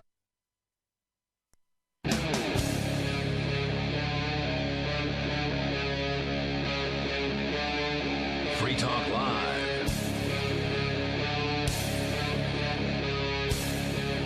Free Talk Live. Dial toll free to join us here on the radio. The number is 855-450-FREE. That's 855-450-3733. We've talked about the corruption within the Democratic Party establishment trying to continue to push Hillary Clinton even though she was trounced in the polls here in New Hampshire. Also, the Postal Service apparently wants to, well, I should say Congress wants the Postal Service to be a bank, or at least that's the proposal that's been made. It hasn't yet passed. What I'm reading is it was actually the Postal Workers Union that submitted a petition to Congress. Interesting. 15,000 signatures were submitted to Congress. So we will see how that pans out. You're welcome to comment here. Also on the way, the latest on the Malheur Federal Wildlife Refuge. There are still 4 occupiers in place there. What is the latest? Well, they've turned their YouTube channel back on, and they have posted several videos in the last 48 hours. So it'd been off for about a week, and now they're back. We'll play one of those videos for you to give you a peek inside of what things are happening there. But first, let's go to Beaker. He is on the line in Idaho, listening online via TuneIn. Go ahead, Beaker. Hey, guys. Thanks for the show tonight. I appreciate it. Just wanted to call in and just talk about the post office a little bit. First of all, Darryl, I'm not sure what movie you watched, but the Postman was abysmal. It was awful. It was like Waterworld on land. Ooh, damn. I actually enjoyed Waterworld as well. Yeah, Waterworld, I liked it too. All right. Well, you guys. There's no accounting for taste. I haven't seen either of them. Anyways, I mean, the post office, it's inefficient. One leg up that they do have on other carriers, and this is a policy of the carriers themselves. I experienced this today myself. The post office, you can ship a shotgun or a long rifle through the post office to another resident within your own state without having to go through an FFL, which is great, if you ask me. You can't ship handguns, unfortunately, but UPS and FedEx do not allow you to ship long rifles or shotguns through the mail unless it goes through an FFL dealer. Huh. Now, it took me about an hour and a half to make the folks there at the post office understand that what I was trying to do was legal, according to the ATF's own rules, but who knows all these rules? There's so many of them. But that's something that is good about the post office. But I can name one other good thing about the post office is that postal workers actually need a warrant to be able to open your package. Whereas if you send something through UPS or FedEx, because it's a private agency, they can just open it up, on a whim. Yeah, that's true. Or on the request of the police. And that's what makes shipping drugs through the United States Postal Service a little bit more attractive than shipping through a private carrier. That's true. Postal Service is the unofficial delivery method of all of the underground drug dealers on the black markets like Silk Road and the others. Yeah, and as I said before, it's just a horribly inefficiently run system. That's why they have a whole army, and they still it still takes you an hour and a half, in my case today, to get a package shipped. Granted, it was not your standard box of cookies sent in to grandma or something. You're sending in a gun to somebody, but they should still know, at least be able to read their own regulations. It took 4 people and 2 supervisors to you want to read this wrong? Only 4? Yeah, well, it was 4 regular clerks, 2 supervisors from 2 different branches. Man, I feel bad for everybody in line behind you. I mean, obviously, there's probably another person at a window. They usually have more than one in a lot of cases, but that's one less window that they can be serving. The last time I was at the post office, they had 4 windows. Only one of them was open. Really? Somebody walked up to another window, and the first person went to lunch. Wow. We have 8.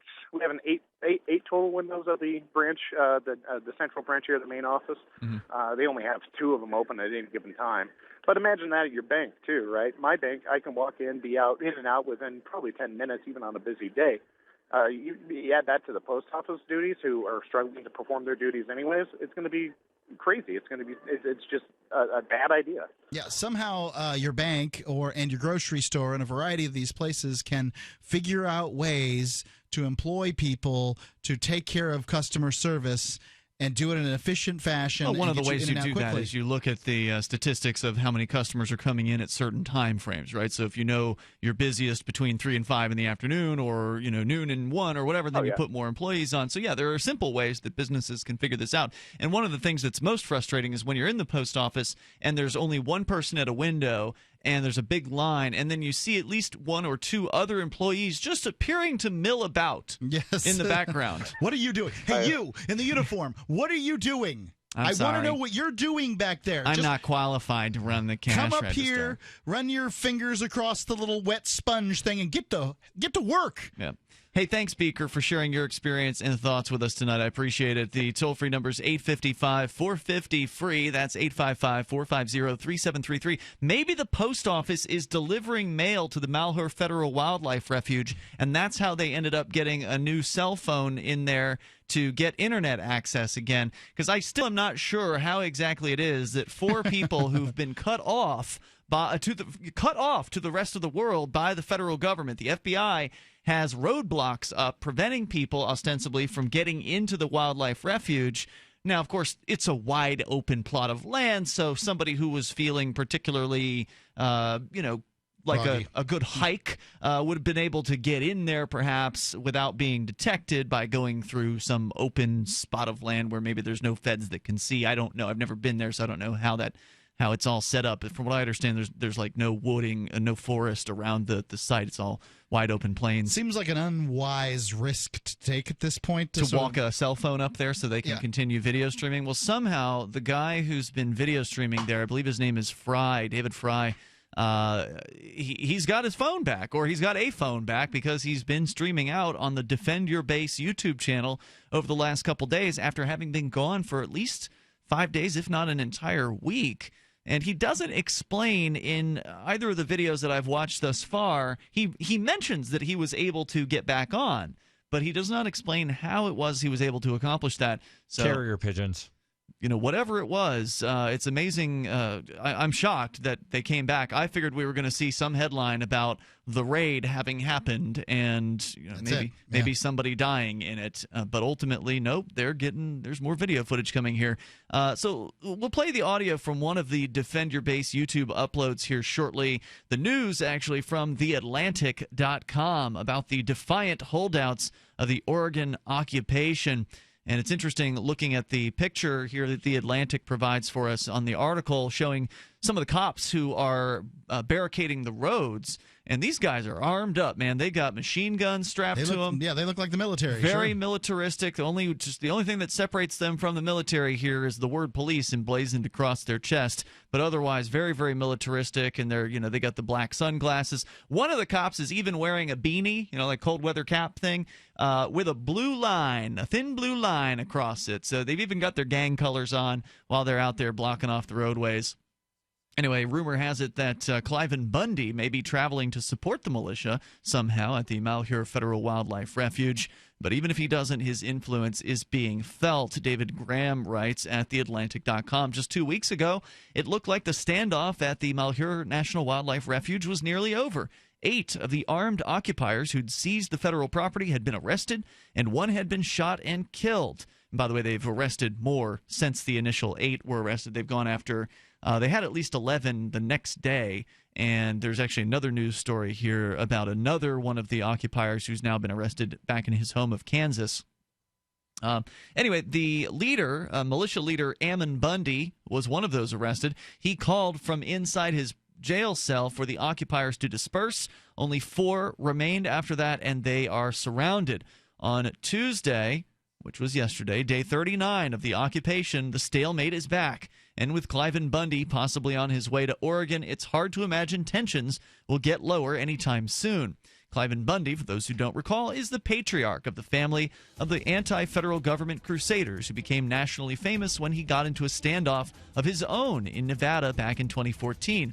Federal Bureau of Land Management officials plan to move in and round up his cattle, which have been grazing on federal land, though he'd refused to pay $1 million in grazing fees. They were met by armed men determined to stop them. How is Bundy going to factor into the Malheur situation? We'll tell you more about that. Negotiator. Here in moments, 8:55, 450 free.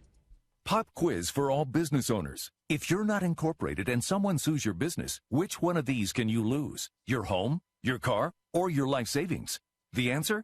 All 3. Because if you're not incorporated, it's not just your business that can be sued, it's you too, which means you could lose everything. Once business owners realize the risk of not being incorporated, they usually scramble to incorporate or form an LLC. To make it quick and easy, Incorporate.com is now giving away a free incorporation guide to all business owners, so you can incorporate in just 10 minutes. For your free 10-minute incorporation guide, call now. 1-800-915-1027. Protect your financial future. At Incorporate.com, they don't provide legal or financial advice. They just make incorporating or forming an LLC quick and easy. Call now for your free 10-minute incorporation guide. 1-800-915-1027. Hurry while supplies last. 1-800-915-1027. That's 1-800-915-1027. It's about time something new came along for better selling and buying online. And I found it. What now, Marge? It's buysellmakeoffer.com. Never heard of it. It's a brand new company. That's why you've never heard of it. It's the newest and best way to sell any products online. I did all the research. Sell my car? Yes. Our home? Yep. My golf bag? Your golf clubs. All of them. How about your purse collection hoard? Hey, now. You said any product. Right. I did. We get 30 days free. Really? Packages starting from only $7.95. And buysellmakeoffer.com will never charge item fees, ever. Never. And this is cool. Listen to this. You can even use Skype or video to show your items. That's cool. Yes. All we have to do is go to the website, sign up, and then load our stuff to sell. I love this site. Buysellmakeoffer.com. Buysellmakeoffer.com. You got it? Buysellmakeoffer.com. Buysellmakeoffer.com. Better selling, better buying. If you're looking for work, there's a piece of paper more important than your resume. It's the cover letter attached if you're snail mailing, or the email to which you attach your resume. Make it 4 short paragraphs. Paragraph 1, say that you're applying for work. The person you're sending to gets a ton of mail about all sorts of things. If you have a password, that's your first sentence. Tom Nelson tells me you and I should meet. Paragraph 2, what you do and how that relates to the opening. Be as specific as possible. Paragraph 3, why you want this particular job. I'm originally from Boston, so I know the market well. I have family and friends in the area, so this would be a homecoming for me. Paragraph 4, unless the job posting stipulates no calls, and I will call you to follow up. Thank you in advance for your time. From survivalspeech.com, I'm Holland Cook. You can listen to Free Talk Live on the radio, podcast, satellite, webcam, and our live streams. But did you know you can listen to Free Talk Live from any phone, anywhere?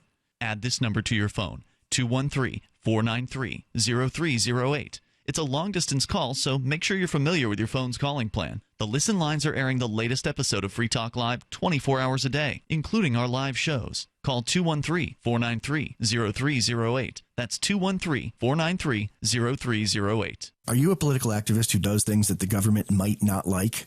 Then this free ebook may save your life. Rats is your guide to protecting yourself against snitches, informers, informants, agents provocateurs, narcs, finks, and similar vermin. Rats was written by OG libertarian Claire Wolfe. Rats is a short book, easy to read, and available free in many formats. Download Rats free at rats-nosnitch.com. That's rats-nosnitch.com.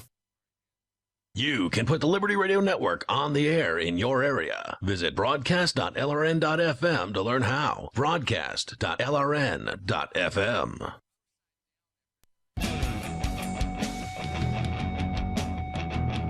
This is Free Talk Live. The latest from the Malheur Federal Wildlife Refuge is they're still there. The feds have yet to move in on the 4 remaining occupiers who have been fortifying their encampment, as you will learn about when we play some of the audio that has come out now with more videos being released from the Defend Your Base channel on YouTube.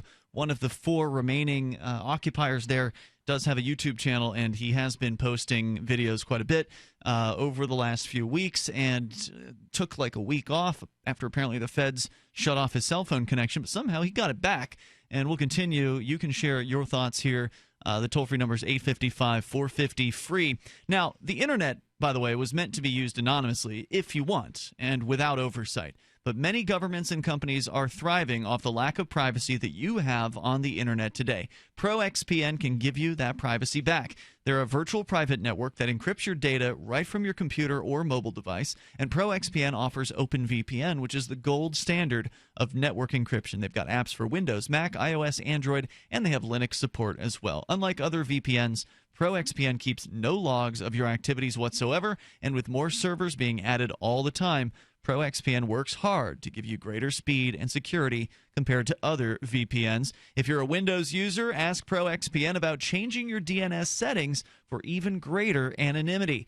They accept credit card and even Bitcoin. If you use the code FTL50, you can get 50% off of the regular monthly price for the lifetime of your annual account. It can end up being cheaper per month than a good cup of coffee. So use the internet in the way that it was meant to be used. Go to proxpn.com right now, use code FTL50, and take back the privacy that is your right. So rumor has it Cliven Bundy may be showing up at the Malheur Federal Wildlife Refuge. The story's coming from theatlantic.com, and as they explained here in the story, for those that don't know, Cliven Bundy made national headlines about a year ago. 2 years, actually. It was 2014. Okay.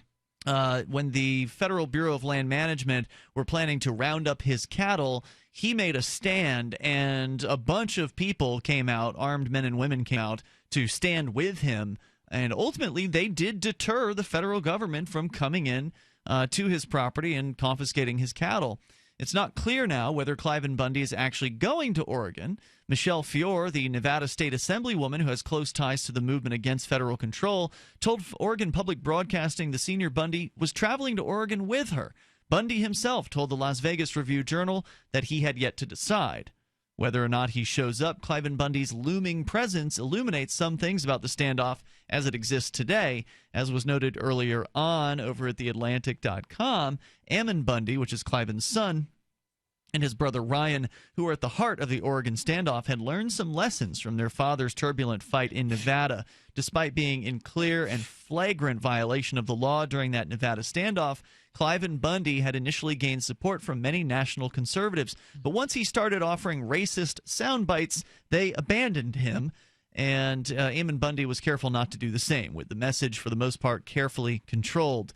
But what Ammon Bundy was attempting, and by the way, Cliven Bundy's statements weren't particularly racist in my interpretation of what he was saying. They just sort of had the ring of an old guy who still used the word colored, for instance, and like sort of had an old way of thinking about people, basically. But I can understand why someone could misconstrue what it was that he was saying. Right. I mean, he didn't have the practice that somebody who has to speak to large groups for a living, and it was unpolished. It was unpolished. That's how I would call it. I didn't have that feeling that you're talking about a racist person. Ammon Bundy was attempting something more audacious. He wasn't just trying, like his father, to prevent federal agents from seizing his cattle on a remote ranch. He mounted an armed takeover of a federal wildlife center, complete with federal computers, federal vehicles, and demanded that Washington relinquish it.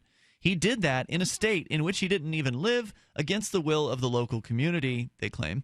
Since his arrest, Ammon Bundy has called on the 4 people remaining at the refuge to surrender, and they have refused to do so, demanding that the FBI agree to let them leave without pressing charges. In a series of videos over the past few days, the holdouts have steadily escalated their rhetoric while refusing to back down. They're now espousing a kind of fusion Bundyism, incorporating elements of both Bundy generations. Cliven Bundy, unlike his son, has encouraged the remaining occupiers to stay put, which is strange because, if you remember, early on in this whole thing, Cliven Bundy appeared ambivalent about the takeover when it first occurred. In fact, we'd reported hearing that Cliven Bundy didn't necessarily support this particular tactic. But yet now, he is apparently coming onto the side of the protesters.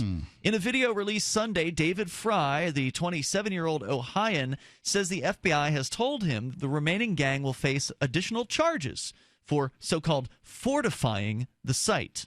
So if you've been paying attention to this the whole time, you know that the people who've been arrested so far have been charged with this impeding a federal officer, or rather conspiracy to impede a federal officer, which is an up to 6-year-long prison sentence in this case. And the idea, I guess, here, having not actually seen the indictment, is that simply by being there and armed, that they're preventing the federal government from coming in and doing their jobs or whatever, and so therefore they're impeding federal officers. Right, because they showed up on a weekend that the federal building was closed. They were closed for New Year's, and so they showed up. I thought they were closed for winter.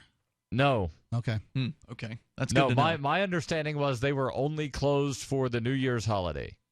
So the fortifying charges are additional to this now, and by the way, they've been indicted. So the indictments have been handed down from the grand jury against all of the people who are in that are still occupying. So they actually have a court date for an arraignment. Yes. And eventually they're going, if they continue here, I believe the court date's in late February. It's either 23rd or 24th. Something like that. If they make it to that date and they're still at the wildlife refuge, then they get a failure to appear. Yes. And so it's just the charges are just going to keep stacking up against these guys, which of course is going to make them less likely to want to be taken alive when all things are said and done, because this is going to end at some point. Yes. And hopefully it does not end like Waco.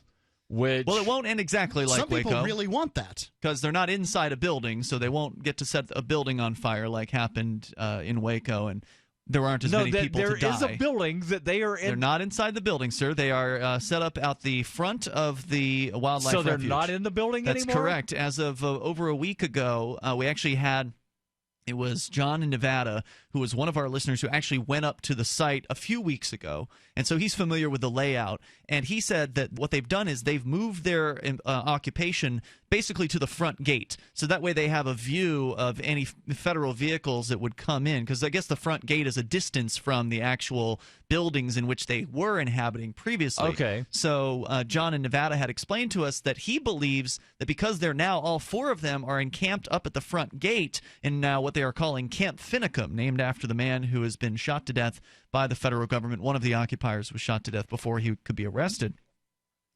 He says that because they're so far now from the buildings that he believes the federal government could have sent agents in sort of the back door, if you will, and that the feds could have already taken back over the buildings themselves. And that if they were to travel back to the buildings for some restocking or resupplying, disappear one at a time, that they like might Friday be the 13th. They might be able to be picked off by the feds, who could, in theory, have gone there already. So we don't know what the status of those buildings are, but we know that right now they're in sort of a makeshift camp. They've backed some vehicles up to one another, and they've been fortifying, which is leading to more federal charges. And we'll explain more. It's Free Talk Live.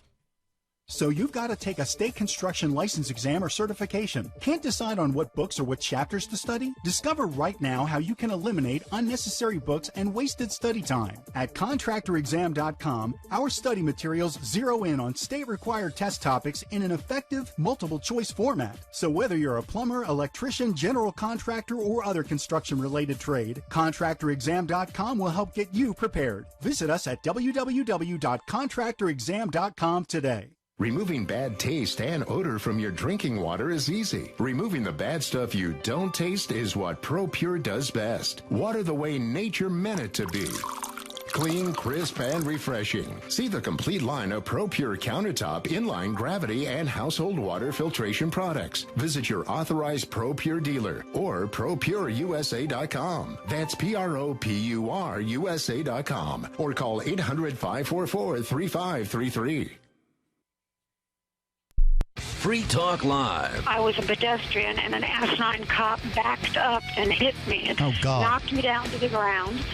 And I said, I think we need to call the police, as I'm, screaming in pain. And he said, go ahead, I'm a cop too. And he left the scene of the accident. Oh, wow. So when the police and the ambulance and all the paramedics arrived to take me to the hospital, because I have knee damage now and need knee replacements to both knees because of his actions. And I told him, I said, I'm a registered nurse. I work drug and alcohol rehab. This guy was drunk. I could see it. I could tell by his his actions, he was drunk. And I said, I want a blood alcohol done on him. They knew who he was. They waited 6 hours to go to his home to arrest him. And, of course, by then he had sobered up. Sure. Free Talk Live, 7 nights a week from 7 to 10 Eastern. Live on the Liberty Radio Network at LRN.FM. This is your Robertson Roberts Brokerage Daily Precious Metals Update. On Wednesday, gold is $3 higher at $1,192 per ounce. Silver is up 2 cents at $15.29 per ounce. Bitcoin is trading at $382. We're offering up to 200 Gold American Eagle 10th-ounce coins for $60 off the usual ounce price each. Call us and ask about this special at 800-874-9760 or visit us online at rrbi.co. Did you know that you can listen to and watch Free Talk Live during our live show 7 days a week from 7 to 10 p.m. Eastern via our studio cam at cam.freetalklive.com? Not only that, but you can also chat with other listeners at the same time. Do I need to mention that both the studio cam and chat room are totally free? Outside of Free Talk Live's live hours, you won't see a cam feed, but will hear audio from the Liberty Radio Network. So listen, watch, and chat all free at cam.freetalklive.com. That's cam.freetalklive.com. I've been told no in many different ways. I give you an order and you're going to obey it. George, you can go this way. You can't do that and you have to leave here. You cannot bring signs into the rally. Walk with me. Well, I'm comfortable here, actually. Whoa, hey. Who do you think you are? Excuse me. There is no video or audio allowed in this office. No, I have work today. You ain't going to make it. Wait now. Wait a minute. Hey! Oh my God! Unbelievable! Why are you running from me? Because you scared me. What am I being detained for? You're being served. What is this? You're being served. What is this? Democrats have a funny way of telling people no. That's the sound of the men working on the chain. Derek J's Victimless Crime Spree. Watch it for free and order the Director's Cut DVD at victimlesscrimespree.com. You can connect with the Liberty Radio Network via our Facebook page at facebook.lrn.fm. That's facebook.lrn.fm.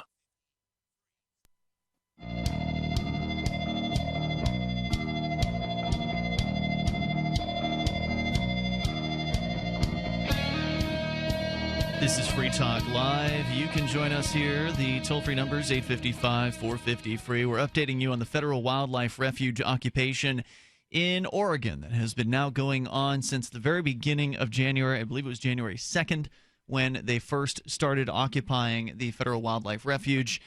Dozens of people there were there at its peak. It's now down to 4, and there have been probably well over a dozen now indicted and arrested. More than a dozen have been indicted, and about a dozen have been, at least a dozen have been arrested in various different places. Some after they'd returned home, probably hoping that they would avoid charges, given that they were able to escape from the refuge without being charged immediately. But then the feds just picked them off when they were one by one. Yeah, when they were finally alone or with their families and unable to count on their supporters to defend them.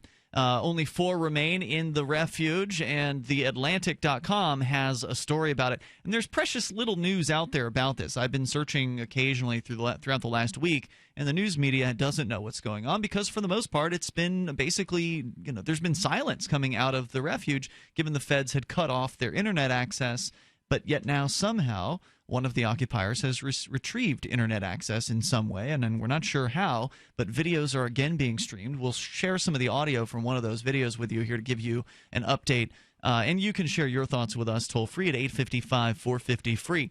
Now, if you love liberty, the wrong approach is to go to a federal property and arm up and then occupy the place. That is not going to result in more liberty for anyone. It's not going to result in the federal government deciding to end their control over our lives. It's not going to result in the federal government leaving you alone. In fact, it's going to result in them targeting you the opposite. And possibly killing you, or at the very least putting you in a prison cell. So even though it has made a statement, it's ultimately not a particularly productive tactic. The statement sounds remarkably like, I'd like to go to prison or be shot. Well, I don't think that that's what they want, but they feel like they're in a they are no, backed I don't into think that's what they'd like. Right, they feel they are it sounds like that's what to the federal government. That's what it sounds Sure. like, right? They are backed into a corner and they feel desperate. Yeah. They want to be, they want to have more freedom, and they feel like this is their last chance. This is their, this is the opportunity they have. They're taking it. They're going to try. They want a firefight to some extent. I mean, a lot of the people that go there were pictures from the Bundy Ranch of people with like federal agents in the crosshairs of scopes. Mm-hmm. I mean, please, let's not act like this is a bunch of peaceful people that wandered on some government park one day and somehow ended up under siege. We're just going out for a picnic, man. Right?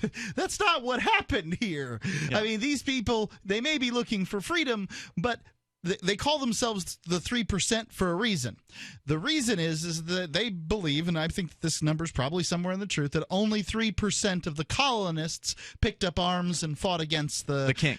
The redcoats, the redcoats, the English government, their government. Citizens fought against their government. So they fancy themselves to be those who would do the same thing again. So they imagine that somehow they can get 3% of the population to do it now. And, if 3% of the population picked up arms against the federal government, you might really have a revolution on your hands. You just don't have the same. It's just not going to happen, from what I can tell. And one main difference is that the American colonists that were fighting for independence were not waving the flag of their oppressors while doing so. Yeah, I guess they brought some flags out to the funeral for Mr. Finicum, who was murdered allegedly by the federal governments. And so even as they were mourning the loss of their friend, they at the same time were waving the flag of the very people who murdered him. They don't see it that way, though. They really look at the flag, and they'll use the terminology, the country, America. They look at the country and the flag differently than they do the federal government. Yeah, they believe it's separate. And even though the flag stands for the federal government. It says for the republic, republic for which it stands, right? Right. But the republic is a misleading word too. The republic is meaning of the people, Latin, right? So if the government has gotten too far from what people think, then it's no longer the republic, it's the government. We were just reading last night that basically 4 out of 5 Americans think the federal government is so out of control that nothing can be done. It's become its own interest group that it's out of control, and it is not us. So, I mean, there's some argument to be had on their side. I don't see it that way. I think that it sends a remarkably confusing message. And I also think that it's basically a throwback to their indoctrination in school when they were forced to pledge to the flag and all that stuff. So what I was going to say, though, is this is the wrong tactic. If you want to achieve more liberty in your lifetime, going to occupy a federal wildlife refuge or any federal property or building is a bad plan. So what I'd recommend instead is if you care about freedom, if you want to be more free, then you really ought to check out the Free State Project. You really ought to look at New Hampshire and coming here to be around not a dozen people who care about liberty, but hundreds right now and soon thousands. The Free State Project, the idea is to gather 20,000 libertarians. And by the way, I'm not saying these people are libertarians. They don't appear to be, but they may want more freedom. If you love liberty and you really get the principles of it, the idea of non-aggression, for instance, then you really owe it to yourself to go to 101reasonsfilm.com and check out the 101 Reasons Liberty Lives in New Hampshire. This is the best place to gather together with fellow like-minded, liberty-oriented people, many of whom love to go out and shoot some guns, by the way.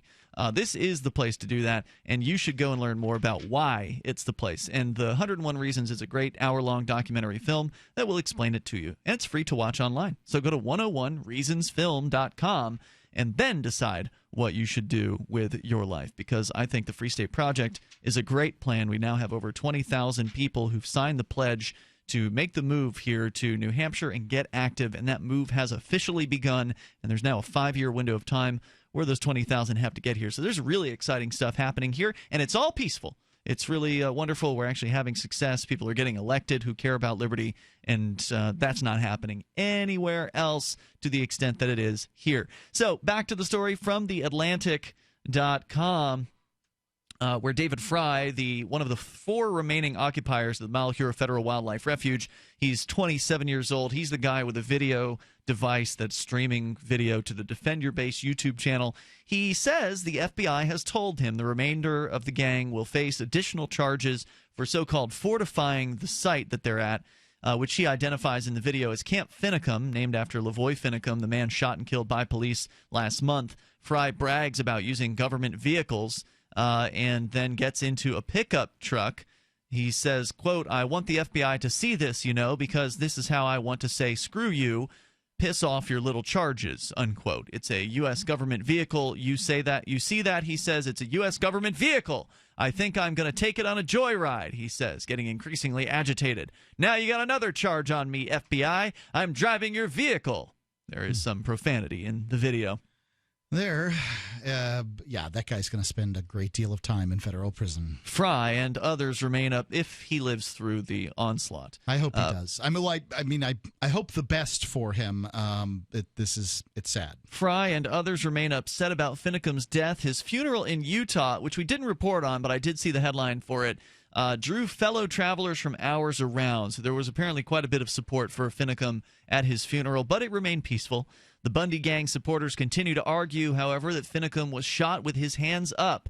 That's hard to square with the video released by the FBI, which shows Finicum reaching for his jacket pocket before being shot. Now, by the way, I don't see it that way. You can't tell if he's reaching for a jacket pocket. He does bring a hand downward towards that area of his body, but the people who are siding with Finicum say he was simply reaching for the bullet wound where the first shot had rung out. Right, and then he points at a federal agent at that point. The guy coming from the woods behind him, and then points at a guy who basically says, "That's the guy who shot me." That's what they're claiming. This is the guy who shot me, and then another guy comes and shoots him dead again. Another shot. That's hard to. So again, that's the opinion of the article here that it's hard to square. The police claim he had a loaded gun in that pocket. However, his friends say that his loaded gun was on his leg to a strapped-on holster on his right leg. So he was reaching for his left side of his jacket with his right arm. I thought they said he left the gun back at the ranch.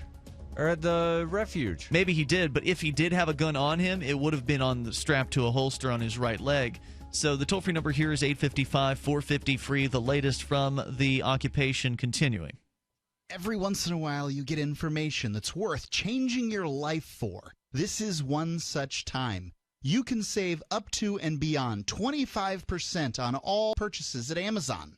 You probably heard of Bitcoin and just not thought much about it. You certainly know that you can get competitive pricing at Amazon, but now you can get a 25% discount on nearly everything you need to live. I've just given you a huge raise, and all you have to do is claim it.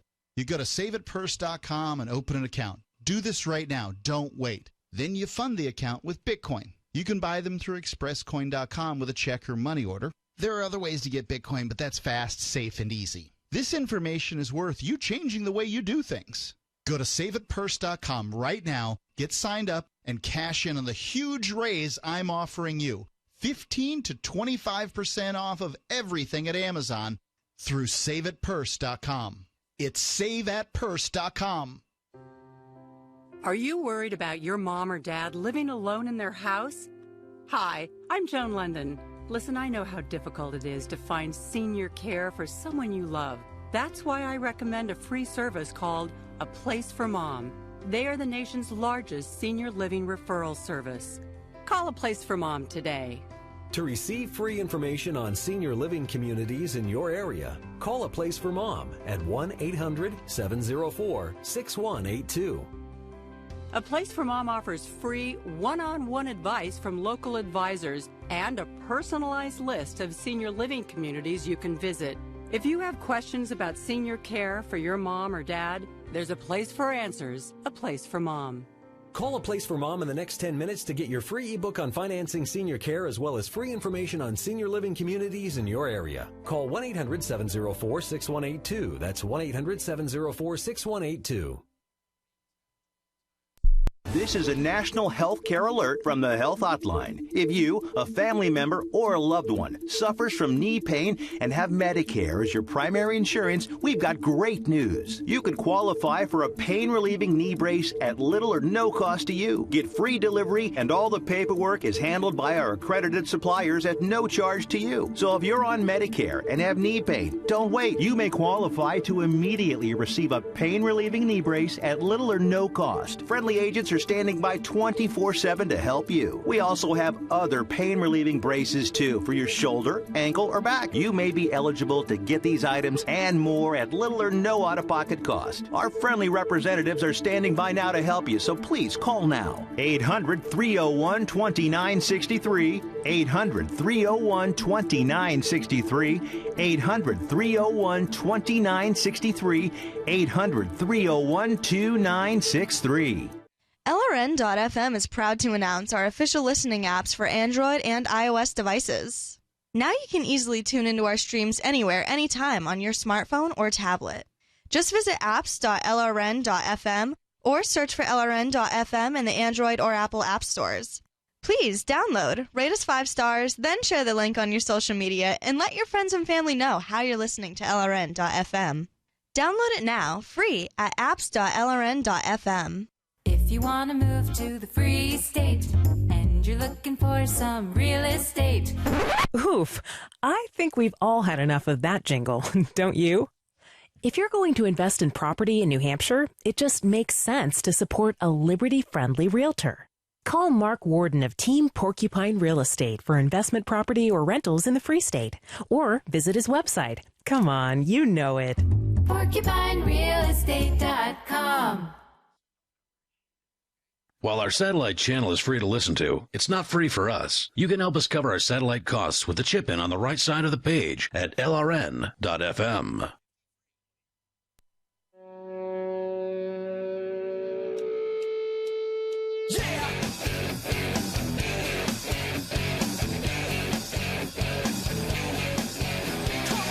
This is Free Talk Live.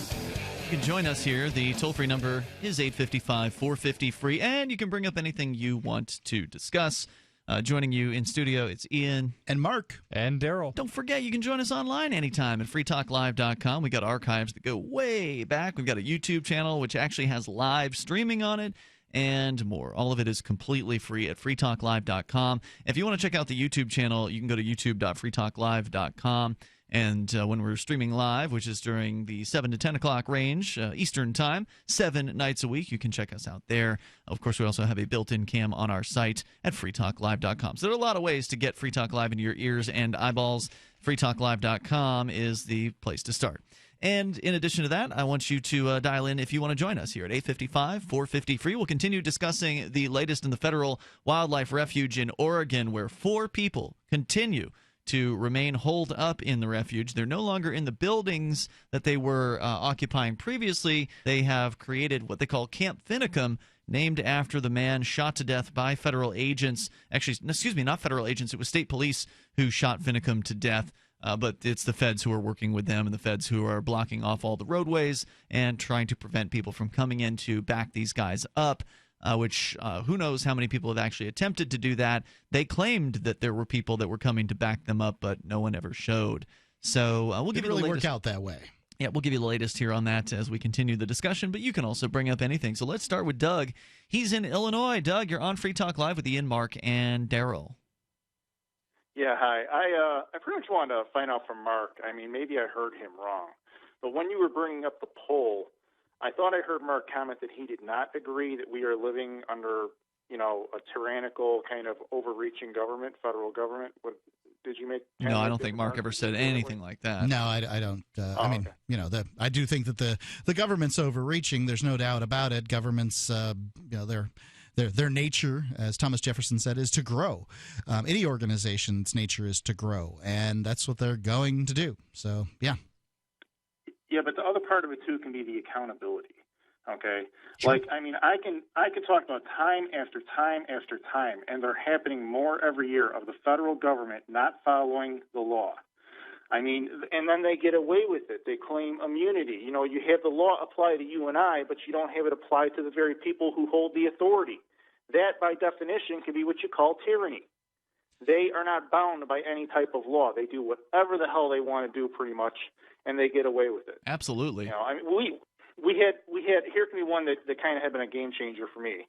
Way back in the day, I read about it in like 2012, I believe. They had a DEA agent who had been going after a guy carrying marijuana over the border in California.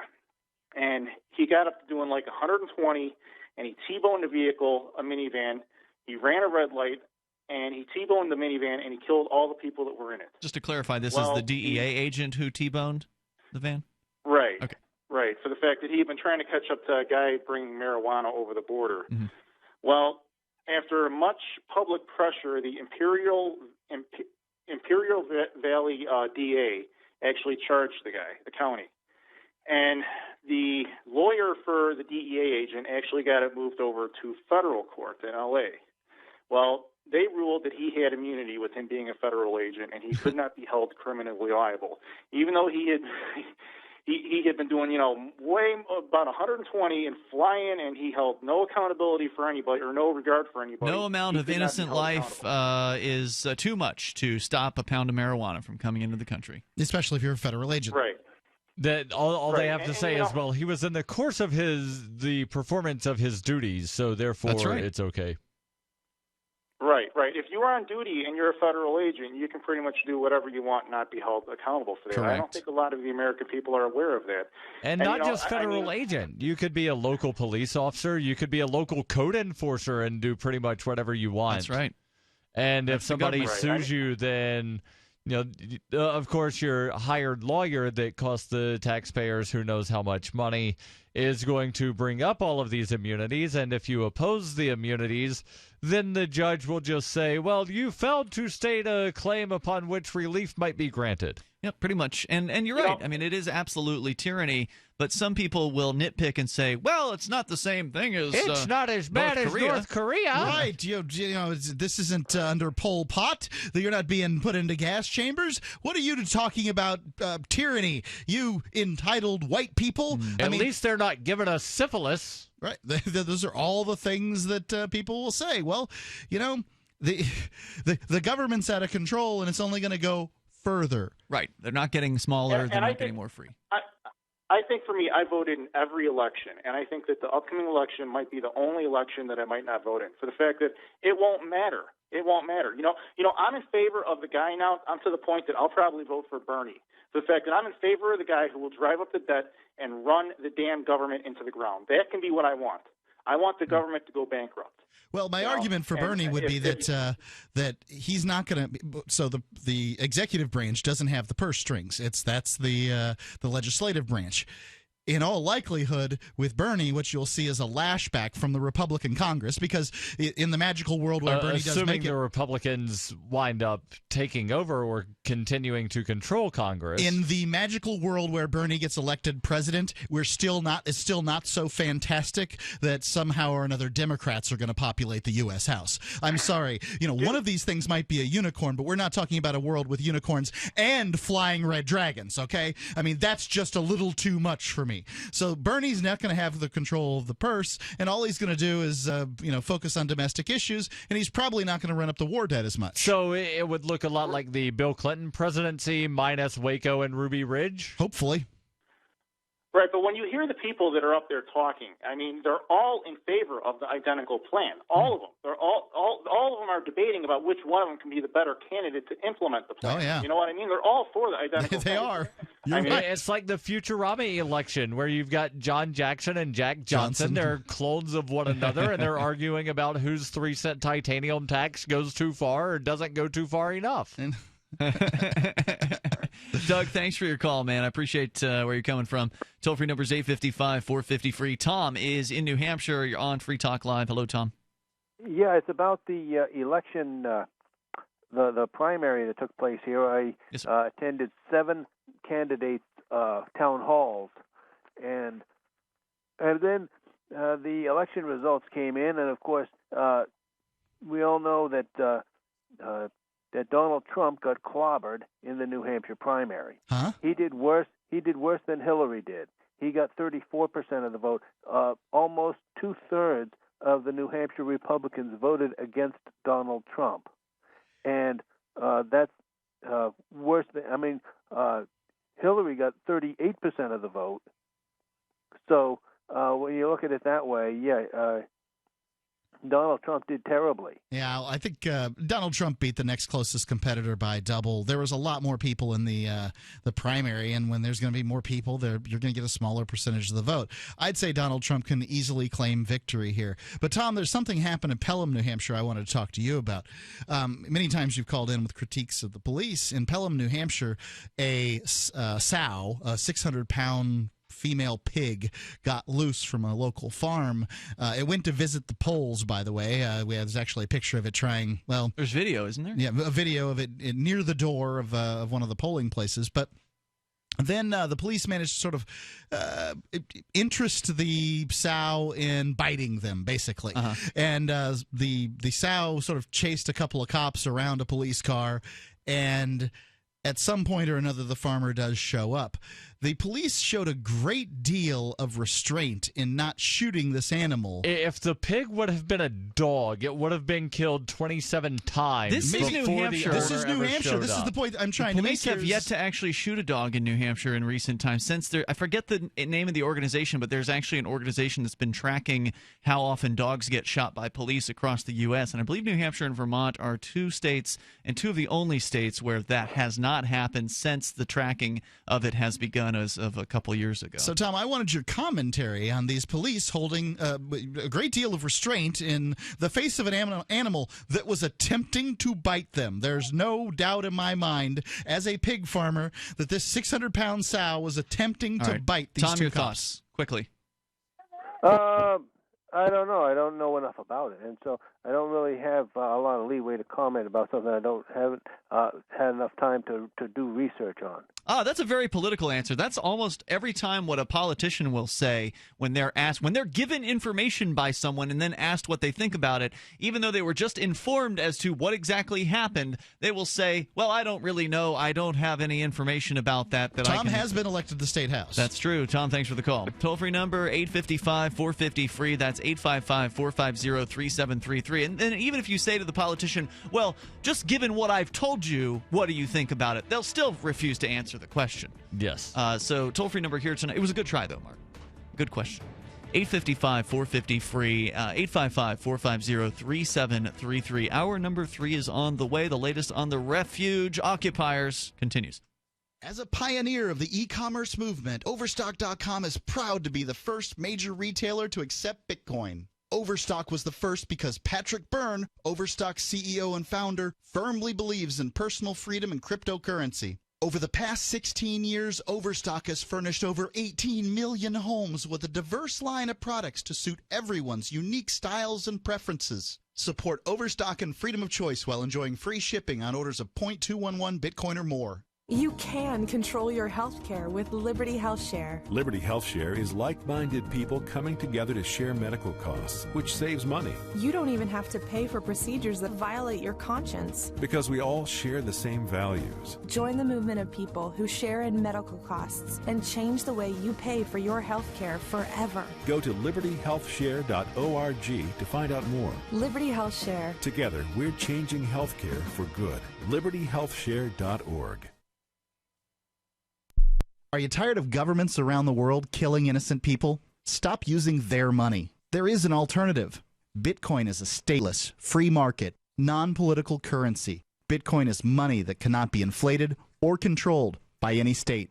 By continuing to use their money, you're perpetuating the killing. Stop doing it. You have an incredible alternative available to you now. Learn it, use it, spread it. Get started with Bitcoin at Bitcoin.com. It's Bitcoin.com. The 3 most important things you can do for Free Talk Live are: 1, share 1 episode a week on Facebook or in some other social networking site. 2, buy the things you buy online through shop.freetalklive.com. 3, give $5 a month to the AMP program. You likely buy all kinds of things online. Amazon is the largest online retailer. You can get what you need at the same prices with free Super Saver shipping by going to shop.freetalklive.com. Please do your online shopping at shop.freetalklive.com. You're listening to the live edition of Free Talk Live. Hour number 3 is next after the news here on the Liberty Radio Network at LRN.FM. From Keene in the Shire, the Liberty Media capital of the world, this is Darryl W. Perry, host of FPP Radio News for Wednesday, February 10th, 2016. Silver is trading at $15.22 per ounce. Gold is valued at $1,189 per ounce. And according to BitcoinAverage.com, the average price of Bitcoin is $380. Antiwar.com reports an airstrike in southern Syria's Darra province hit a Doctors Without Borders supported hospital earlier this week, killing at least 3 people and wounding 6 others, including a nurse who was working at the facility. Doctors Without Borders reported that the strike incapacitated the hospital's ambulance service and did some damage to the building, which is just 7 miles away from the Jordanian border near Tafas. Doctors Without Borders also reported some 20,000 civilians fled the area. Fighting has picked up in the Darra province in recent weeks, with the Syrian military advancing into multiple towns and chasing the rebels back. When Jordan was allowing rebels to use their territory, they were able to amass significant gains in Darra. In recent months, Doctors Without Borders hospitals have been hit in growing numbers in Syria and Yemen, while the U.S. attacked a major hospital in Afghanistan late last year. If you're fed up with the government running every aspect of your life, but you're not listening to the Lava Flow podcast yet, what's wrong with you? Go right now to thelavaflow.com/listen. The Lava Flow podcast, channeling the flow of information to the libertarian, anarcho-capitalist, voluntarist, and agorist community. Subscribe today using any podcatcher at thelavaflow.com/listen, or just go back to sucking up to the government. The Lava Flow podcast, striking the root every episode. UPI reports tens of thousands of convicted felons living in the state of Maryland will be able to vote in all future state elections, including this year's, regardless of whether or not they have completed their terms of their probation or parole. The Maryland Senate on Tuesday struck down a veto by Governor Larry Hogan by a vote of 29 to 18. The bill to extend felons' voting rights was first introduced in last year's General Assembly. Democratic lawmakers reinstated the bill this year and it passed, but that plan hit a snag when Hogan broke out his sixth veto to freeze the bill in its tracks. The Maryland House of Delegates also voted to overturn Hogan's veto last month. Presently, convicted felons in Maryland must complete the terms of their parole and probation before they are allowed to register to vote. This bill removes that stipulation and will allow tens of thousands of newly released felons to participate in the voting process. For nearly 40 years, Roberts & Roberts Brokerage has been a trusted source for buying and selling precious metals like gold and silver. They also take Bitcoin for precious metal purchases and have permanently removed the minimum purchase amount for all orders paid in the digital currency. Call Roberts & Roberts today for knowledgeable advice on buying and selling precious metals and a forward-thinking approach to new technologies. 800-874-9760 or visit online at rrbi.co. Reuters reports the U.S. Supreme Court on Tuesday delivered a major blow to President Barack Obama by putting on hold federal regulations to curb carbon dioxide emissions, mainly from coal-firing power plants, the centerpiece of his administration's strategy to combat climate change. The court voted 5-4 along ideological lines to grant a request by 27 states and various companies and business groups to block the administration's Clean Power Plan, which also mandates a shift to renewable energy away from fossil fuels. The highly unusual move by the justices means the regulations will not be in effect while a court battle continues over their legality. The White House on Tuesday night said it disagrees with the court decision, but said it expects the rule will survive the legal challenge. The plan was designed to lower carbon emissions from U.S. power plants by 2030 to 32% below 2005 levels. It is the main tool for the United States to meet the emissions reduction target it pledged at UN climate talks in Paris in December. A senior administration official told reporters on Tuesday night that despite the court's procedural decision, the United States can deliver those commitments and take new and additional steps to lead internationally on climate change. The action by the Supreme Court casts some doubt on the long-term future of the EPA's rule because it increases the chances that the conservative-leaning Supreme Court would take the case after a lower court issues a decision on the legality of the regulations and ultimately would strike it down. As recently as June, the High Court ruled 5-4 against the Obama administration over its efforts to regulate mercury and other toxic air pollutants. This has been FPP Radio News, online at fppradio.com. I just got off the phone with New York. We are the #1 network in the world. And it is an honor to stand before you at such an exciting time. We're stretching boundaries that will irreparably alter people's perception of what they are willing to watch. And our next season will offer tantalizing programming that plays seamlessly into the desire of our viewers. Ladies and gentlemen, may I present to you just a taste of what ODS has to offer. You know the rules. Grow a pumpkin or go home. Here's the twist. Only one of you has the real pumpkin seeds. Are you a pumpkin or not? You call yourselves pumpkin growers? I know I didn't get the pumpkin seeds. I dug in there. They're bean sprouts. Starting a pumpkin alliance. Anyone grows a pumpkin, we split the money. Get out of my patch. This is the Onion News Network.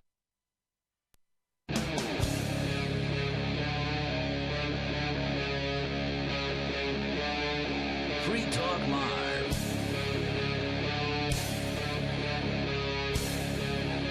This is Free Talk Live. You're invited to dial toll-free to join us and bring up whatever's on your mind. Our number's 855-450-FREE. That's 855-450-3733.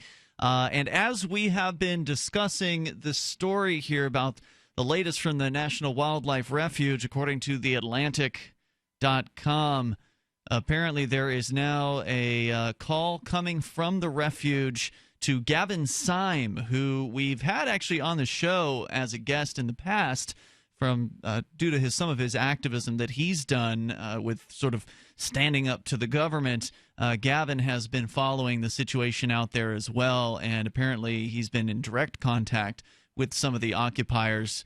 There is shouting going on, apparently, between the FBI and the occupiers in the National Wildlife Refuge. How do we know that? Because the video is the stream is showing us? No, Gavin was given a phone call. He's actually on live with them right now. Okay. I could bring this up on the air live. Obviously, there's a chance of some profanity, and we can go ahead and take that risk here. But as of just a moment before we came back from the news, there was someone shouting in the background of the phone, shouting towards the FBI about how the FBI could make a difference by standing with them rather than against them. So it sounds like the FBI has made a move in towards the occupation. And there's a post from OregonLive.com that was last updated about 10 minutes ago that says the FBI moved some armored vehicles apparently near the camp. So there's definitely some sort of commotion going on. Yeah, Gavin Syme is on with them. There's 11,000 people watching this feed right now. I'm going to take a chance here. We'll see if we can play some of the audio for you. Just be wise. Seek God. We are. We're not threatening in any way. Our hands are down. Our weapons are down. They're next to us. Okay, what are all your names again? Tell everybody, for those that are just getting on here. Sean Anderson, Sandy Anderson, David Fry, and Jeff Banta. Sandy, what do you have to say to the women of this country? This man is saying he's a veteran, and I know he's got either a wife or a girlfriend at home, and he wants to go home. And guess what? He's going to go home, and he's going to tell her that he killed a woman here tonight, and he should be proud of that, I bet. He says he's got a job to do. That's why he's doing this, he said. He's doing this for money. Please leave that open. He's doing this for money. Right. Sounds like they may have sent some sort of hostage negotiator in. Okay. Some kind of negotiation. Shut your lights off! Don't come in! Don't do it!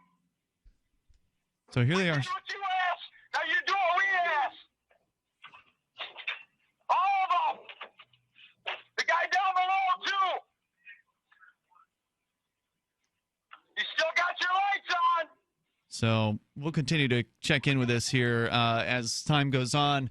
Sounds like things are definitely coming to a head at the Malheur National Wildlife Refuge. 4 people remaining, saying they've put their guns down, which indicates that they have their guns down. That means they're pointing at the ground. That doesn't mean that they don't have them in their hands. Could be. It does sound like they would prefer not to die in this particular situation. Otherwise, they would have begun firing already.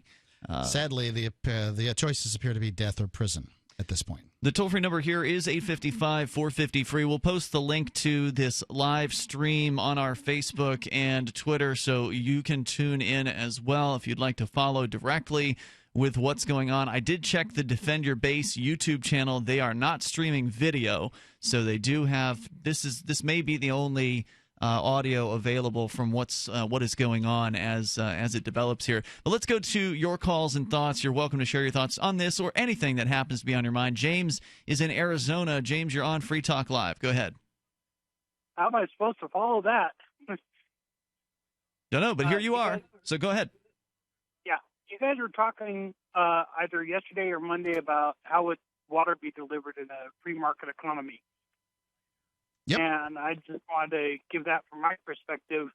I live pretty far out in rural Arizona, and I have a water tank. I don't have a well. And there are 2 water companies. I have a water tank on the back of my truck, and there are 2 water companies in town I can go to. One of them charges 75 cents to fill the tank. The other one's $1.25 to fill the tank. How big is the tank? 250 gallons. It costs $1 to fill a 250-gallon tank. Yeah. And then whatever gasoline it the fact that you have to have a pickup truck and whatever gasoline it costs to move it back and forth, right? Yeah, and the fuel to haul it. Yeah. But that's really cheap. Yeah. I just haul a tank about every night up to the house and bump it into our storage tank.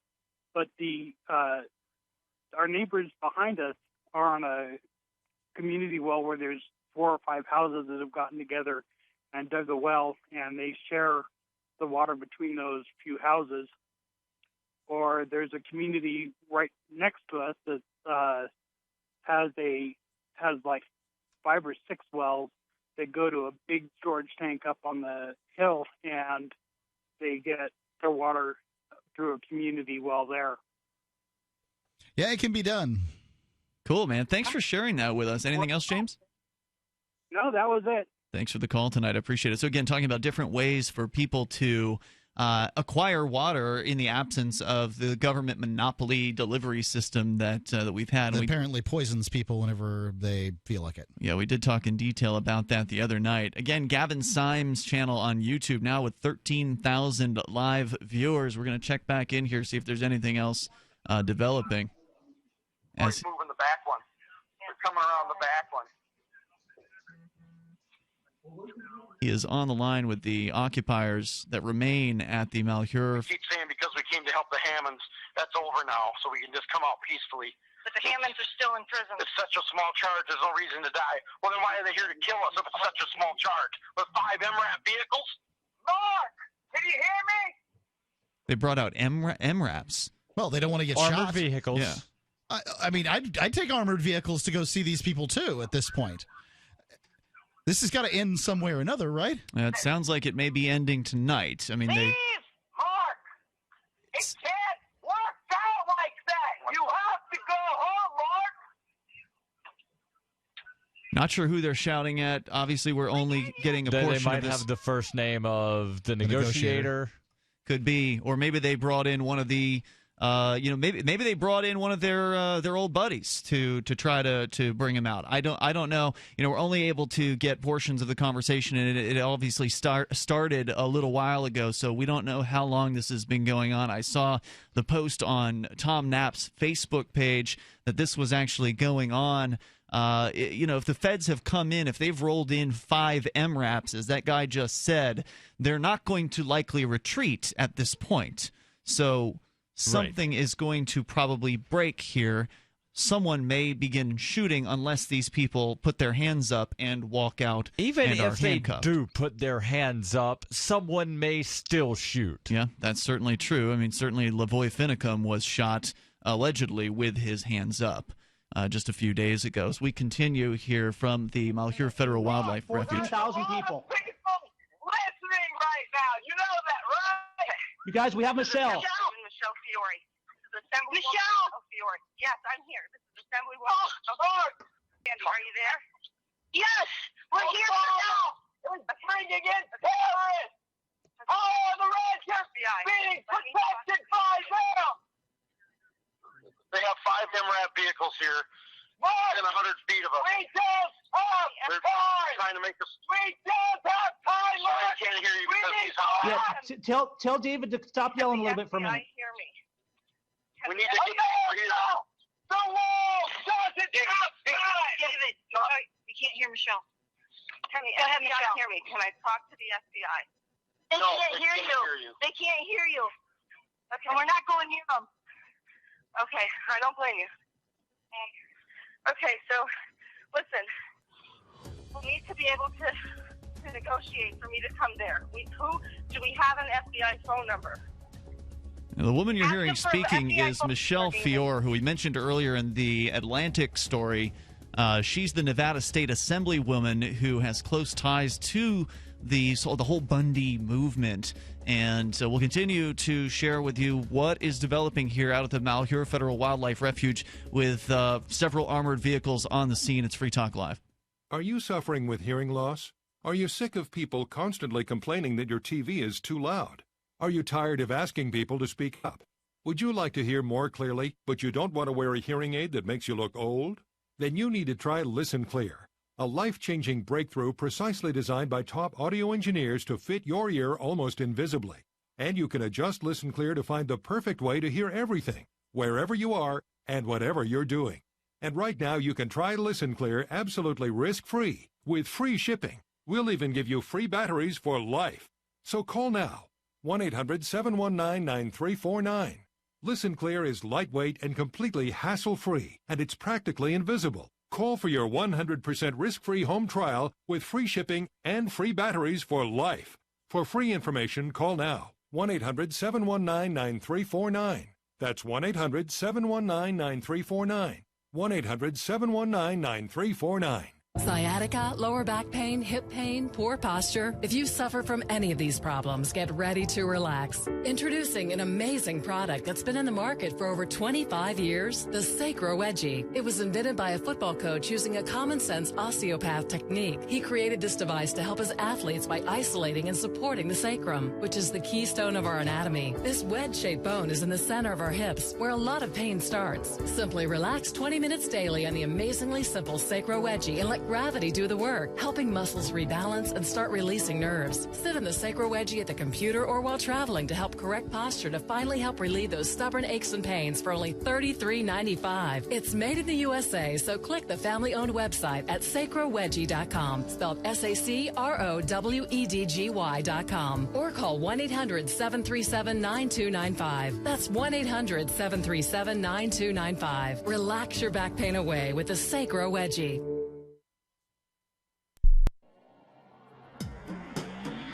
Free Press Publications is an independent, alternative media and publishing company founded in June 2009 with the mission of ensuring a free press for the freedom movement and is committed to spreading the message of peace, freedom, love, and liberty. FPP also gives new authors an avenue for publishing freedom-oriented material. FPP brings you daily news and commentary on the website fpp.cc, as well as a daily 5-minute newscast, FPP Radio News, and weekly news, views, and commentary in the FPP Freedom Minute and Peace, Love, Liberty Radio at fppradio.com, and the monthly newspaper FPP News at news.fpp.cc. Find FPP online at fpp.cc. That's fpp.cc, as in Creative Commons. If you want to know the latest about Free Talk Live before we go on the air, all you need to decide is how you want it delivered. It's your choice. Visit news.freetalklive.com. You can get emailed announcements and participate in contests via our email updates list. Plus, we have a Twitter account that you can follow and a Facebook page where you can become a fan. So visit news.freetalklive.com to get news about Free Talk Live as soon as it's announced and the way you want it delivered at news.freetalklive.com. That's news.freetalklive.com.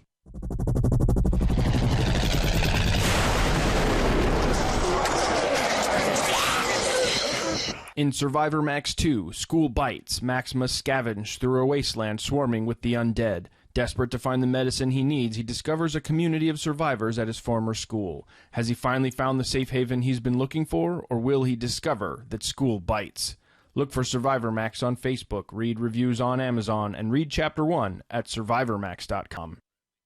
Help get LRN.FM into more ears. Visit promote.lrn.fm for a free bumper sticker, flyers, banners, graphics, and more. Promote.lrn.fm.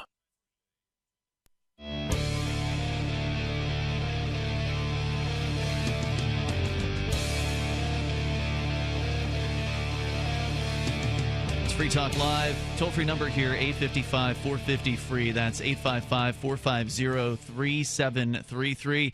Skype username's LRN.FM. Anyone who is following along here on the Gavin Syme channel on YouTube is hearing right now Michelle Fiore, who is a Nevada State Assemblywoman who, according to TheAtlantic.com, has close ties to the movement against federal control.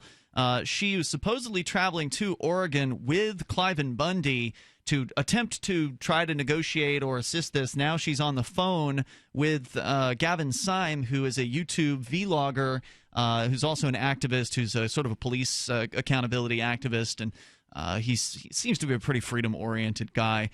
We've had him on the show in the past. They're broadcasting live right now from the Malheur Federal Wildlife Refuge. A call came to Gavin from the refuge. He's managed to patch that in to his YouTube live streaming account and is streaming now to 17,000 live listeners. You were saying, Mark? Yeah, so this elected official's coming, and for whatever reason, the FBI, who's elected to not move on these people for many days, has now decided to move on these people. Correct. One of them saying there are 5 MRAP vehicles, armored mine resistant, I believe is what that stands for, armored personnel carriers, that have pulled up into close vicinity to where they the said occupiers, within 100 feet. Right, to where the occupiers are set up, which is basically there at the front gate of the National Wildlife Refuge. I'm going to ask our board operator to not hit the dump button on this. I think that this is breaking news. I'm going to just play this audio out. They've been relatively unprofane in their particular statements so far, but obviously tensions are high. So using this sort of the breaking news, I guess, excuse here for not censoring what's going on out there at the refuge. I'm looking for a peaceful situation. You need to talk to Mark. You need to talk to her. David, repeat my words to Mark, okay? Now, Mark appears to be the hostage or the negotiator. There's no hostages, but the negotiator that the FBI has sent forward. I have landed in Oregon. I have landed in Portland, Oregon. I've rented a what? I have landed in Portland, Oregon. Landed in Portland, Oregon. I am sitting here at the airport right now. I am sitting here at the airport right now. I will let the FBI come and bring me to the refuge and negotiate this exit. I will let the FBI take me to the refuge to negotiate this exit. Peacefully. Peacefully. With no bloodshed. With no what? No bloodshed. No bloodshed. I no bloodshed. Don't know how she's going to pull that off. I'm not sure how this assemblywoman thinks that she's going to bring something else to the table here. She's not going to get the FBI to drop the charges. I mean, the reason why this standoff is happening is because the individuals in question, the 4 remaining occupiers, had told the FBI that they're not going to give up, they're not going to leave until the FBI gives them the guarantee that the FBI will not charge them with something. The FBI is not going to do that. The way a negotiation works, Ian, is you get the parties that have some interest in the situation to give up something. Now, the FBI is not going to do that. Has no interest. Right. They have no interest because, they're going to get paid one way or the other. They're going to go home one way or the other. Everything's the same. The only people that have an interest are the people that are the holdouts. They're going to have to give up something. And what they're going to have to give up is their freedom in order to live. That's right. Yes, and this woman is hopefully going to show up and be able to talk them out of their position. Turn yourself in. It's basically all she's going to be able to talk them into doing. Ultimately, I suspect that's the case. But it's going to take a certain amount of talking from especially from people they trust, to get that to happen. So the best thing for her to do is just that. You're going to go to prison. We're back live. She has connections, Mark. There's lots of people with connections, Mark. Okay. You have no jurisdiction. You're the fucking FBI, Mark. Whoa. You have no jurisdiction here. Yeah, okay. I asked my board op not to drop that, but he did. I don't know if he was monitoring what we said, but I would prefer to allow this to go out as it is happening. I understand that the tensions are high, and this is breaking news. This is live, and this is happening because of the government. It's the government who's creating this situation here. It's not like it's a cuss fest either. Yeah, our toll-free number here is 855-450-FREE. That's 855-450-3733. If you want to comment on this, he said it was his reflex. The board op has apologized. I understand completely. Yeah, totally. Let me put out this number. Everybody, the Portland FBI, this is the main number. Call and tell them to contact Michelle Fiore. That's the voice of Gavin Syme. He's the channel operator here. 4181. Option 0, 503 Where's Mark? 224-4181. Tell everybody listening, call the FBI. You're going to just escort them to do their work, and then you guys were going to leave. That was the plan, Mark. Not some kind of setup, man. And now it's not going to...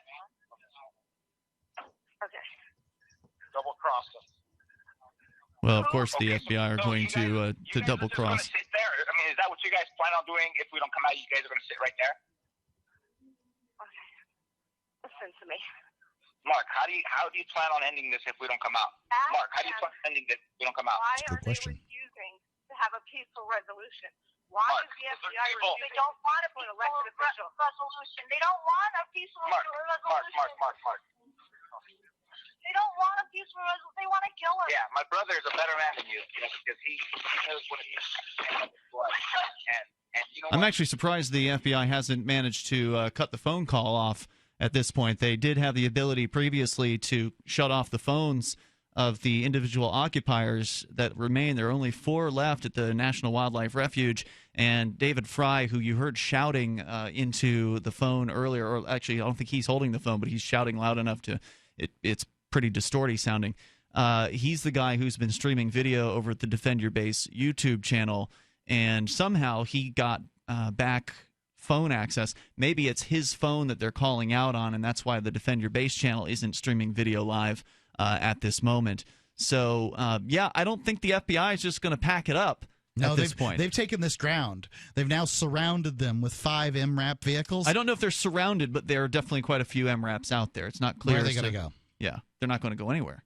They're not going anywhere. The MRAPs are there, and if the FBI is smart, they've got them surrounded. If not, they've got them boxed in, and there's just nothing they're going to do. So, toll-free number tonight, 855-450-FREE. The Malheur Federal Wildlife Refuge under siege from the FBI at the moment with multiple MRAP vehicles.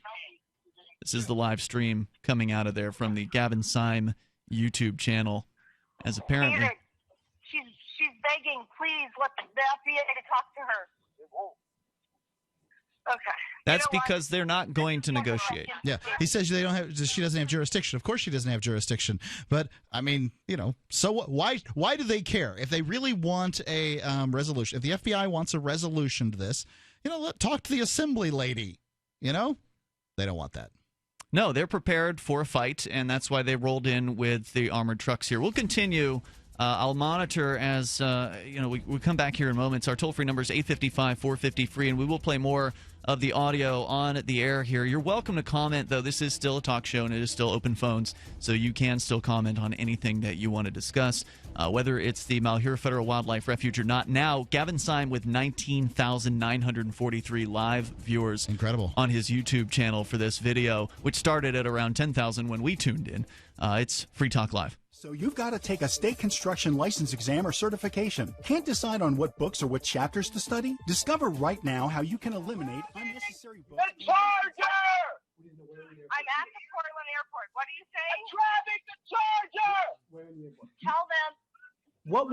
What section, Michelle? I gotta grab the Charger! I'm at the passenger pickup. I'm at Portland Airport. I'm right outside at Island 1. I'm in Island 1. Okay. We're getting your ride. We're getting your ride. This is streaming live. 13,000 people are listening to this. What's that? 20,000 now.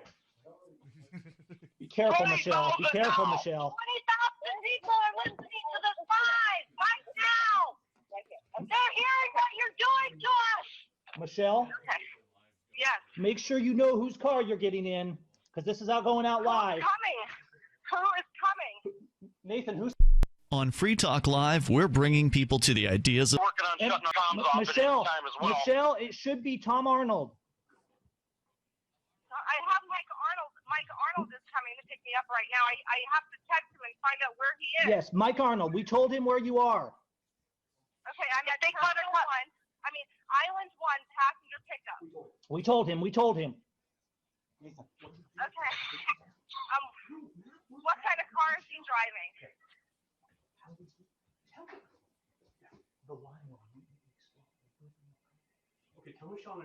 Michelle?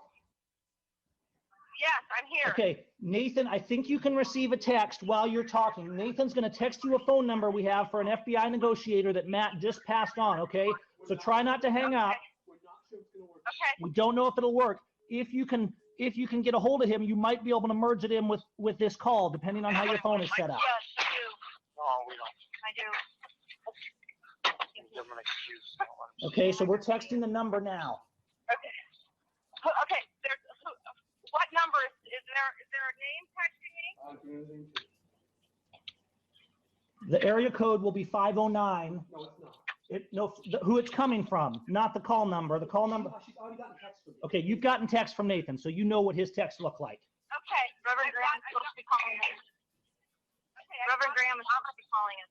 Okay. Try to talk one at a time, guys, because it's really hard for us to keep up and get the information Okay, through. I have a text from a 509 number. That's him. That's him. That's the number. With a man named Chris. I'm going to call a man named Chris. Okay, add Chris. Right? Yes, that's it. Okay. Okay, hang on. I'm going to call him right Okay. now. Guys, Sean, Sandy, David, hold on. Yes. Just hang in there. If they cut our communications, Gavin, please don't forget about us. No one will forget. You got the whole world's watching, and we're praying. Just hang in there. Good to go. Franklin Graham's going to call. Make sure you tell them that Michelle's on the line. We got 20,000 people listening. They promised they weren't going to come in, and they are. They're here.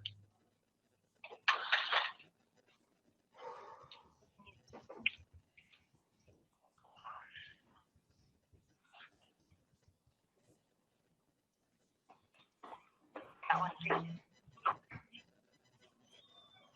You guys still on the Bring phone? louder. Yeah, we're still here, guys. We're still here. Nathan, Okay. where you at? Send Swan music. Is anybody calling the governor of Oregon? I don't know, but there's a lot of activity happening in the background. We're having a little hard time keeping up, but the word's getting out. All right. She probably orders this. She's evil too. Somebody call Sheriff David Ward and tell him there's going to be more blood on his. Is Free Talk Live. Call in toll free. 855-450-FREE. That's 855-450-FREE.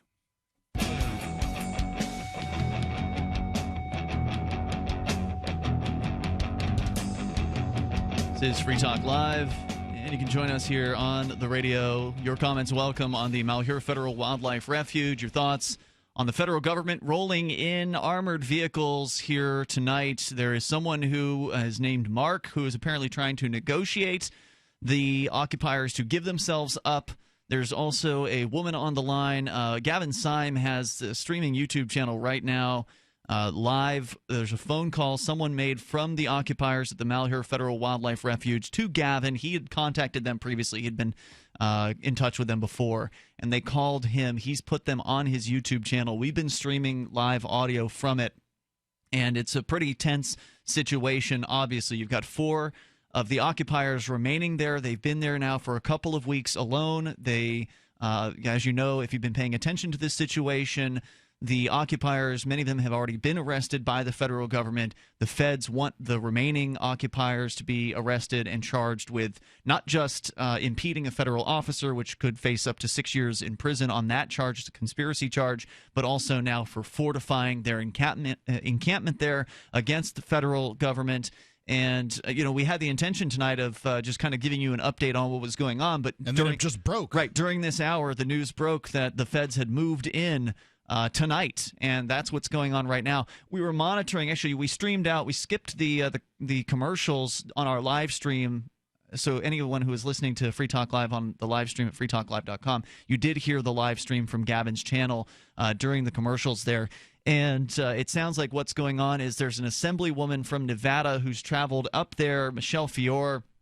She's attempting to get in touch with the FBI. She's given her cell phone number, or she's been given a number, I guess, on via text, because they don't want to give out the number on the YouTube channel, given that there are now 23,400 people watching it live. I'm looking at the chat, and it's flying by. Yeah. I mean, you get 1,000 people watching live. You get a busy chat on YouTube, but they've got 23,000.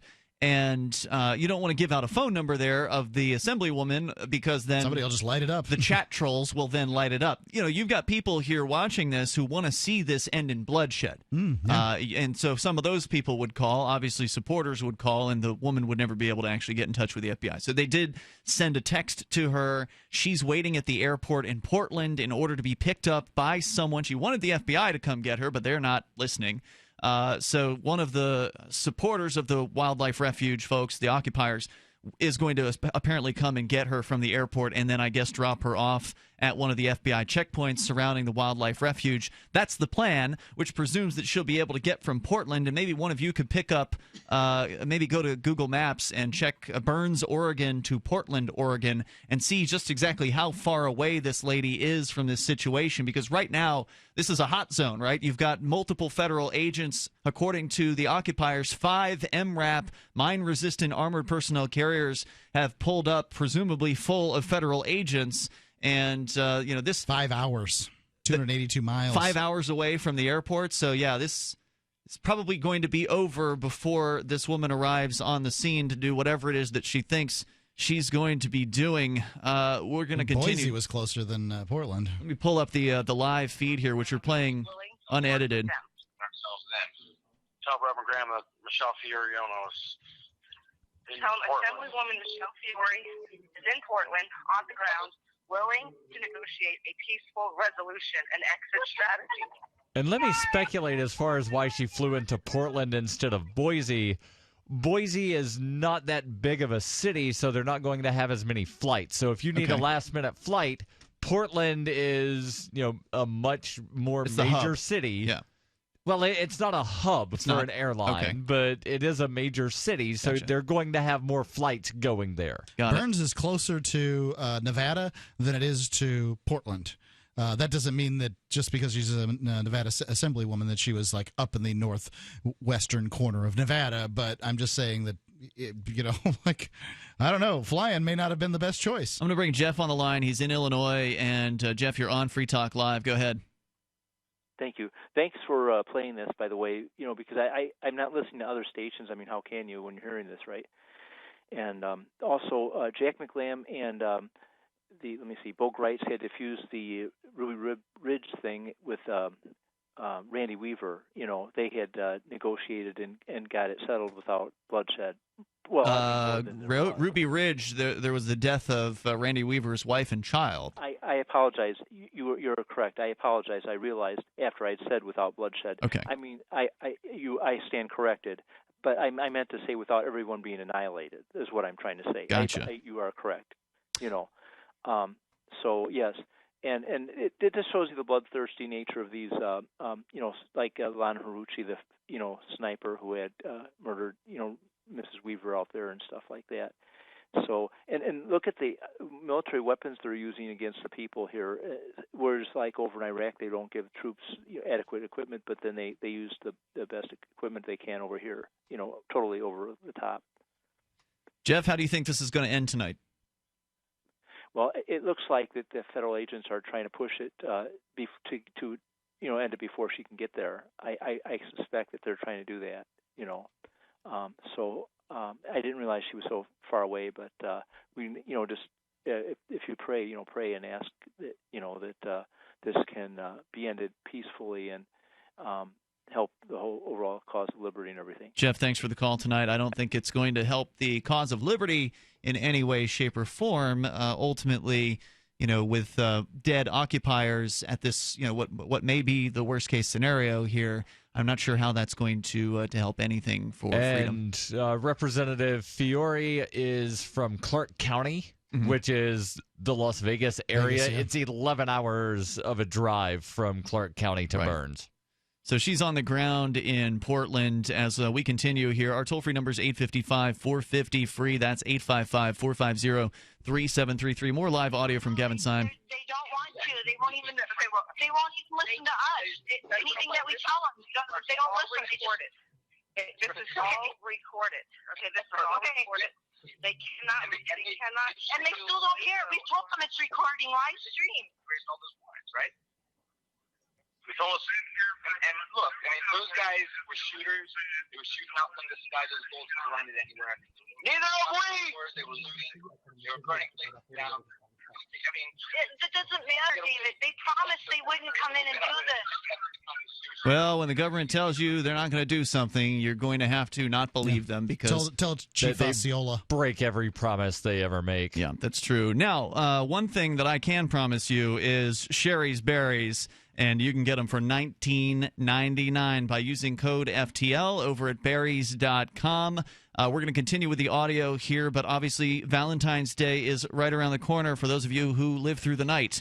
you'll be able to get Sherry's Berries. Berries.com, BERRIES.com. That's where you can go to place your order for your loved ones. These are delicious strawberries that are dipped in white milk and dark chocolatey goodness, topped with chocolate chips, decorative swizzle, or nuts. You probably can't deliver them to federal prison, but otherwise, anywhere else, you can send these things in there. I love the segues here. They're tying them into the story. This is devastating news. And do you want devastatingly good strawberries? Try Sherry's Berries. They really are good. And so you'll be happy with them. Absolutely. Go to berries.com, click the microphone in the top right-hand corner, type in code FTL, and then don't forget to double the order for just $10 more. Berries.com, BERRIES.com. Do it before you forget, because Valentine's Day is coming, well, at least for the rest of us. No reason for them to shoot you. There is absolutely no reason for them to fire upon you or people that have not pointed any weapons at them, correct? Correct. But you know they'll say we did, like they said with Malheur, and he wasn't even armed. His weapons are here. I thank you, Sean. I totally understand that. So, listen to me. There is a rule of law, you guys, and the world is watching. We have to show them that we have obeyed law. We have obeyed the U.S. Constitution, and we respect the rule of law, and they have to respect the rule of law, too. And we will hold them accountable. Well, that is a nice idea. And, of course, you would expect an assemblywoman to say something like that. But clearly it's a rule of men with guns. And the men with guns in this case, the men with more guns, are the federal government agents who are now making their move against the National Wildlife Refuge occupiers. We'll continue with live coverage here on Free Talk Live. DVD, books, music, instruments, periodicals, computers. Listen, they literally right now have been granting free trial releases. I want you guys to understand. I don't want you going. I want you alive and home. Korea they alive too, but they need to leave. They don't want peaceful resolutions. Time to give up and face our charges in the court of law. I don't know if you guys know this, but the court they granted Fire first, and then we will respond. You guys, I couldn't hear. Okay, go ahead. We haven't done anything but exercise our rights. We're still on the phone. Yes. We're talking to them. They're tyrants. They're despots. Hello. They're going to take over. I'm here. I'm not hanging up. Okay. I didn't hear what you said because everybody's yelling. Okay. What? Please listen to me, you guys. Okay. We are law-abiding citizens. The government, yes, has acted lawless, but we do not have to act lawless like they have. Right. Article 3 of the federal Constitution gives the courts authorities. And they're going to roll forward. They're going forward. Do you understand me? They're rolling forward right now. The Constitution is there to protect the people from the government. And the federal courts are there to protect the people from the government, please. And they originally did it with the Hammonds. They're rolling forward. Did that. They're about 50 yards from us. 50 yards from us right now. Listen. Yeah, can you hear me? Yeah. Are you there? Yeah, there. Money, power, and respect. Yes. I want you to take a deep breath. Okay. I want you to take a deep breath. I want you to breathe. I want you to pray. I Okay. I just want you to say, Dear God, God be with us. Dear God, be with us. We are law-abiding citizens. We are law-abiding citizens. We are Americans. We are Americans. Okay, and we obey the law. We obey the law. That's right. A grand jury has issued an indictment allowed by the Constitution. Can you hear me? Yes. A grand jury has, and we can fight that. We can fight that. Do you understand? But we can't fight it if you die. Do you understand that? I do, but we can't fight it in one martyr too many. There's been one martyr too many. I visited with Jeanette Finnegan on Monday night. Yeah. Her home is empty without Lavoy. You guys have to go home. And she is fighting. Ammon is fighting. Shauna is fighting. Everyone They need to stand down. Then they need to stand down so we can fight this. So we can't fight it here with them threatening us. We just move closer. You know what you tell them? Okay, so this is what you say. Tell them that you will come out. You tell them you will come out. Tell them to get me to the refuge, and we will come out together. That's what you tell them. Okay? Tell them. Okay. Tell them we will come out together. Get me to the refuge. We will come out together. Tell them. Okay, hold on. Let's do this, Bill! Join us, man! Don't kill us! Everybody. My website, danpilla.com. You're listening to Free Talk Live. Call in toll free at 855-450-FREE. That's 855-450-FREE. It's Free Talk Live. Moments remain here. If you want to comment, you are welcome to. Phones are always open at 855-450-FREE. We're playing audio. You can hear it in the background a little bit of the Federal Wildlife Refuge, the remaining 4 occupiers, federal government rolling in MRAPS, presumably loaded full of armed federal agents. They're rolling forward now. They've moved. They're moving in according to the words of the occupiers. Right. During the break there, according to the woman on the phone, she says they're rolling forward now 50 yards away from them. There's a state assemblywoman from Nevada on the line with them, trying to talk them basically into surrendering, but also claiming that they should wait until she arrives. But she's 5 hours away, 6, and she's in Portland now, going to supposedly get a ride out there. It's developing. We're going to play this audio uncut and live as it airs here. Says that we will all come out together when she gets here. They won't even know that. There's 4 people remaining. Right now, you're saying. I'm going to have to stand there. Throw my wife. They can hear us through the live stream right now, Michelle. Repeat my words then. Tell them that you will exit the refuge. I will walk you out of the refuge. Tell them that. I don't think the feds are going to want to wait around for this. They're making their move here. With now 31,000 plus people watching on the Gavin Syme live channel on YouTube. Plus however many are listening to this show and anything else that is broadcasting this. So let's continue. Mark, you can hear me on this? Assemblywoman Michelle Fiore is at the Portland airport, and when she gets here, then the FBI will transport her to the refuge there with you, and we will exit together. And we will all exit together. Well, if they're willing to exit with the assemblywoman, why don't they just exit now? I mean, if they are willing to give up after going this far, and I'm not saying they shouldn't. I'm not saying they should have a firefight here. I'm not saying that. But that's what they have been saying, right? Like, if you move on us, we're going to shoot you. That and how's kind it of look for the FBI negotiator if he's like, oh, well, we had to wait another 6 hours for the assemblywoman to get there, and then she takes all the national credit and blah, blah, blah, blah, blah.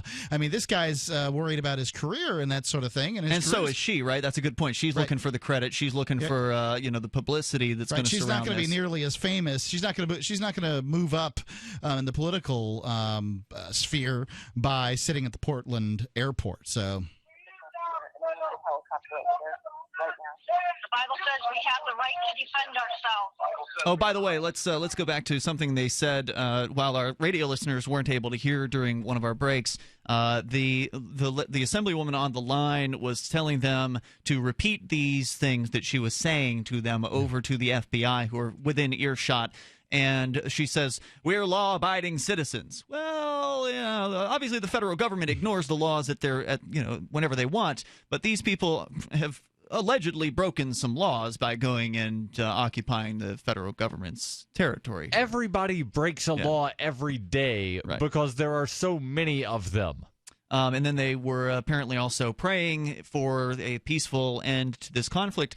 But again, if they want this to end without shots being fired, they should probably start yelling about how they're putting their hands up and are going to walk out. And Yes. they don't. In this case, you still have a standoff where neither side is willing to give up their to give up. The feds aren't going to turn around. They're not going to walk out of there. They're not going to roll the MRAPS back at this point. The side of the Malheur occupiers is not going to budge, at least thus far. And so something is going to break here, and I don't relish that, but that's likely what's going to happen. David, they're not listening. Just come back to your They're not listening. They're not listening. Everybody's desperate. Oh yeah, David may have snapped at this point. He just keeps shouting at the feds. They're trying to rein him in. This is his job. He has to do this. He has to kill Americans. It's his job. He's doing it for a paycheck.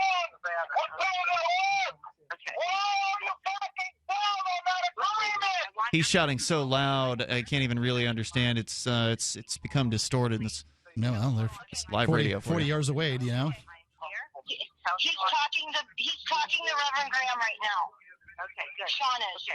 I just want you guys to stay calm. Listen to me. Okay. David? No! David! We agree to let the right proceed. Listen! They want you to stop. They want you to stop. I am here. Then if you love us and care for us, you guys. we will demand you. Toll-free number tonight, 855-450-FREE. I can't let the crosstalk go on too long. It's a little too confusing. It's a confusing situation, and likely to not get any less confusing until everybody's on the ground with handcuffs, so... Or bullets in them. Assuming that handcuffs is even an option. Well, I don't think that prayer is going to solve this much, but I do pray that that nobody dies tonight.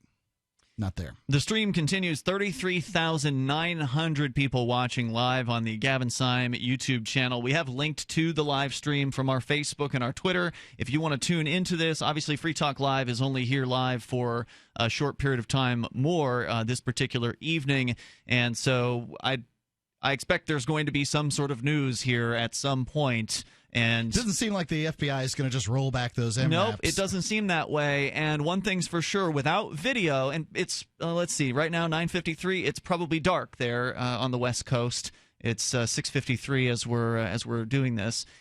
So likely any video would be pretty much useless unless there's a lot of illumination from headlights or something like that.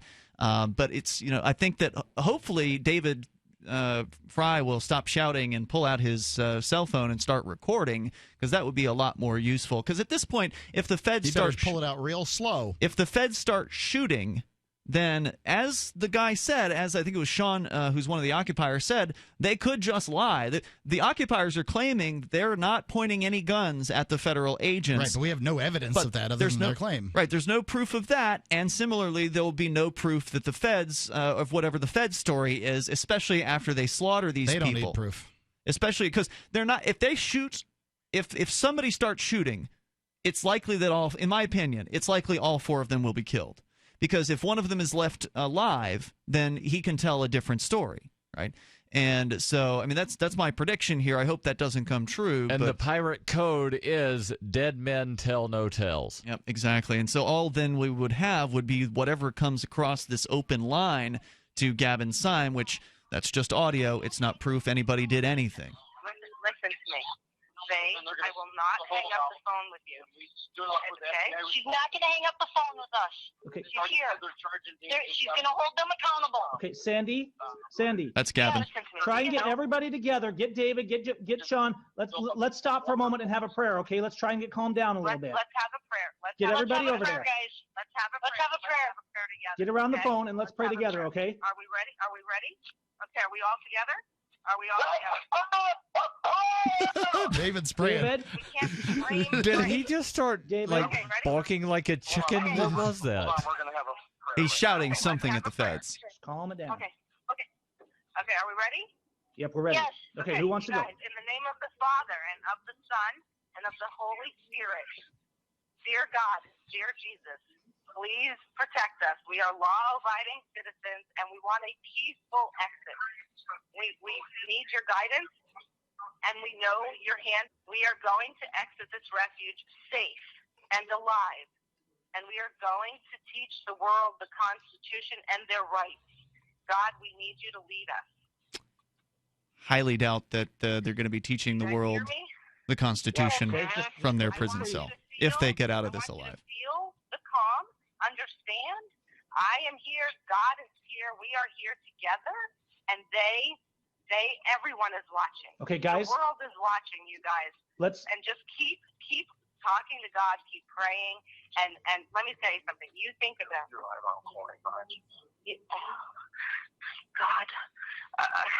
Listen. Okay. So yes. It's okay. I don't care. Sorry. Why can't they back down until tomorrow when you're here, and then we have a witness when they take us in? Okay. So they don't want witnesses. Yeah. What would be the point in that? That's why they don't record their interrogations. That's FBI policy to not record interrogations. And I'm not going to leave, and we're going to exit this and get out of this together. Okay? I hope she's right. I mean, I really do. Okay, I don't. Me too. I don't want to see, Why don't we continue more the people frame, die guys? here. Okay, let's Okay, let's continue. Okay, so But presumably they don't want to go to prison. And right now the federal government has told these people. There was a video earlier posted at the Defend Your Base YouTube channel where David Fry, who's the man who's been shouting in the background here and kind of losing it, he had said that the FBI had told them they're going to be charging them with fortifying. So it's apparently an additional charge because they had fortified their position there at the front gates, which is where all of this is going down now, with MRAPS just 50 yards away, supposedly rolling in on them.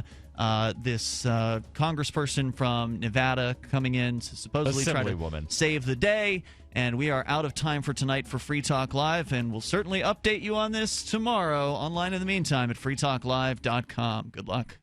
Understanding your credit score is the first step towards managing and improving it. This is Charlie Sundstrom with your Van Dyke Mortgage Minute. The most influential component of your credit score is your payment history. Almost equally as important is the amount you owe on credit accounts. Also impacting your score, but to a lesser degree, are the length of time you've utilized your credit, the number of new accounts, credit inquiries, and your various types of credit accounts. To help achieve or maintain a healthy credit score, have a system set up to assure your bills are always paid on time. Don't max out your cards. It's better to have a high credit limit with a low balance. Never close old accounts. The age of these can actually help your credit score. But don't be afraid to use your credit. You need several accounts in order to have a credit score. Just keep the corresponding payments within your means. For your mortgage pre-approval and refi needs, start by visiting VanDykeMortgage.com. Corporate NMLS 3035. Van Dyke Mortgage is an equal housing lender. Charlie Sundstrom, NMLS 134251. Ross Ulbricht was convicted in early 2015 of running the infamous Silk Road Underground Market. The Silk Road was a gift to humanity and helped reduce the harms brought on by drug prohibition. For this good deed, Ross has been sentenced to life in prison with no possibility of parole. Now, an appeal is Ross's only chance, and he needs your support. Please visit freeross.org, where you can contribute via various methods, including Bitcoin. Visit freeross.org. That's freeross.org. LRN.FM is proud to announce our official listening apps for Android and iOS devices. Now you can easily tune into our streams anywhere, anytime on your smartphone or tablet. Just visit apps.lrn.fm or search for LRN.FM in the Android or Apple app stores. Please download, rate us 5 stars, then share the link on your social media and let your friends and family know how you're listening to LRN.FM. Download it now, free at apps.lrn.fm.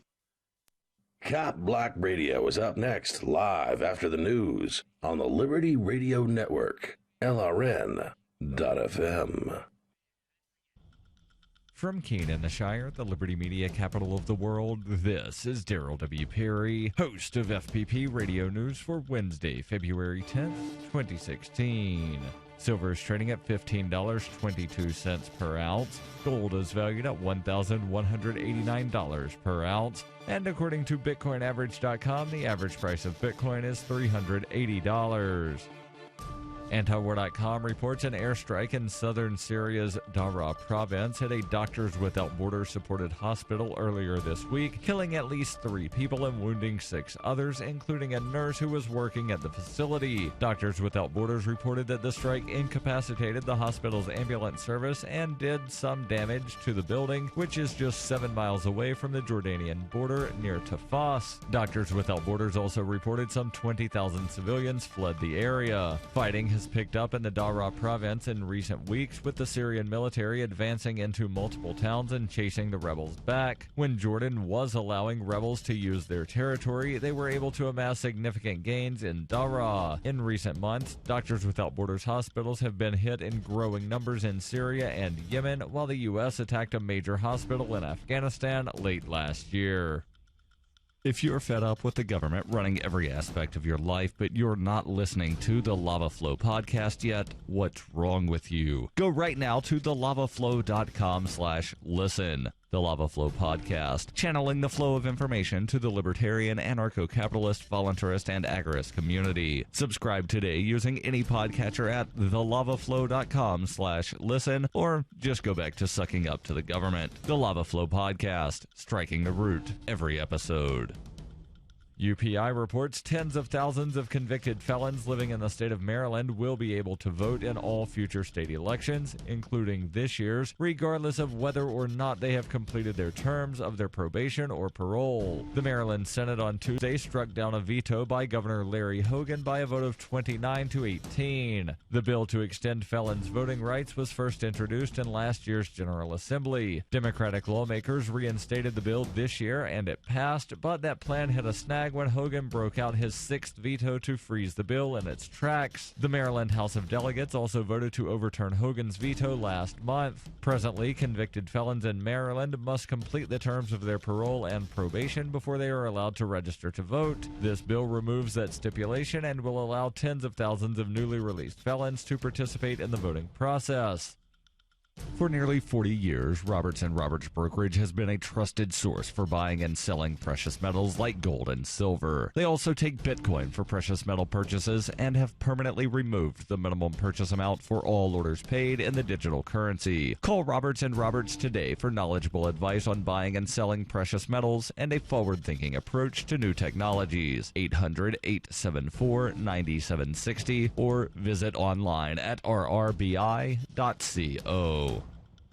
Reuters reports the U.S. Supreme Court on Tuesday delivered a major blow to President Barack Obama by putting on hold federal regulations to curb carbon dioxide emissions, mainly from coal-firing power plants, the centerpiece of his administration's strategy to combat climate change. The court voted 5-4 along ideological lines to grant a request by 27 states and various companies and business groups to block the administration's Clean Power Plan, which also mandates a shift to renewable energy away from fossil fuels. The highly unusual move by the justices means the regulations will not be in effect while a court battle continues over their legality. The White House on Tuesday night said it disagrees with the court decision, but said it expects the rule will survive the legal challenge. The plan was designed to lower carbon emissions from U.S. power plants by 2030 to 32% below 2005 levels. It is the main tool for the United States to meet the emissions reduction target it pledged at UN climate talks in Paris in December. A senior administration official told reporters on Tuesday night that despite the court's procedural decision, the United States can deliver those commitments and take new and additional steps to lead internationally on climate change. The action by the Supreme Court casts some doubt on the long-term future of the EPA's rule because it increases the chances that the conservative-leaning Supreme Court would take the case after a lower court issues a decision on the legality of the regulations and ultimately would strike it down. As recently as June, the High Court ruled 5-4 against the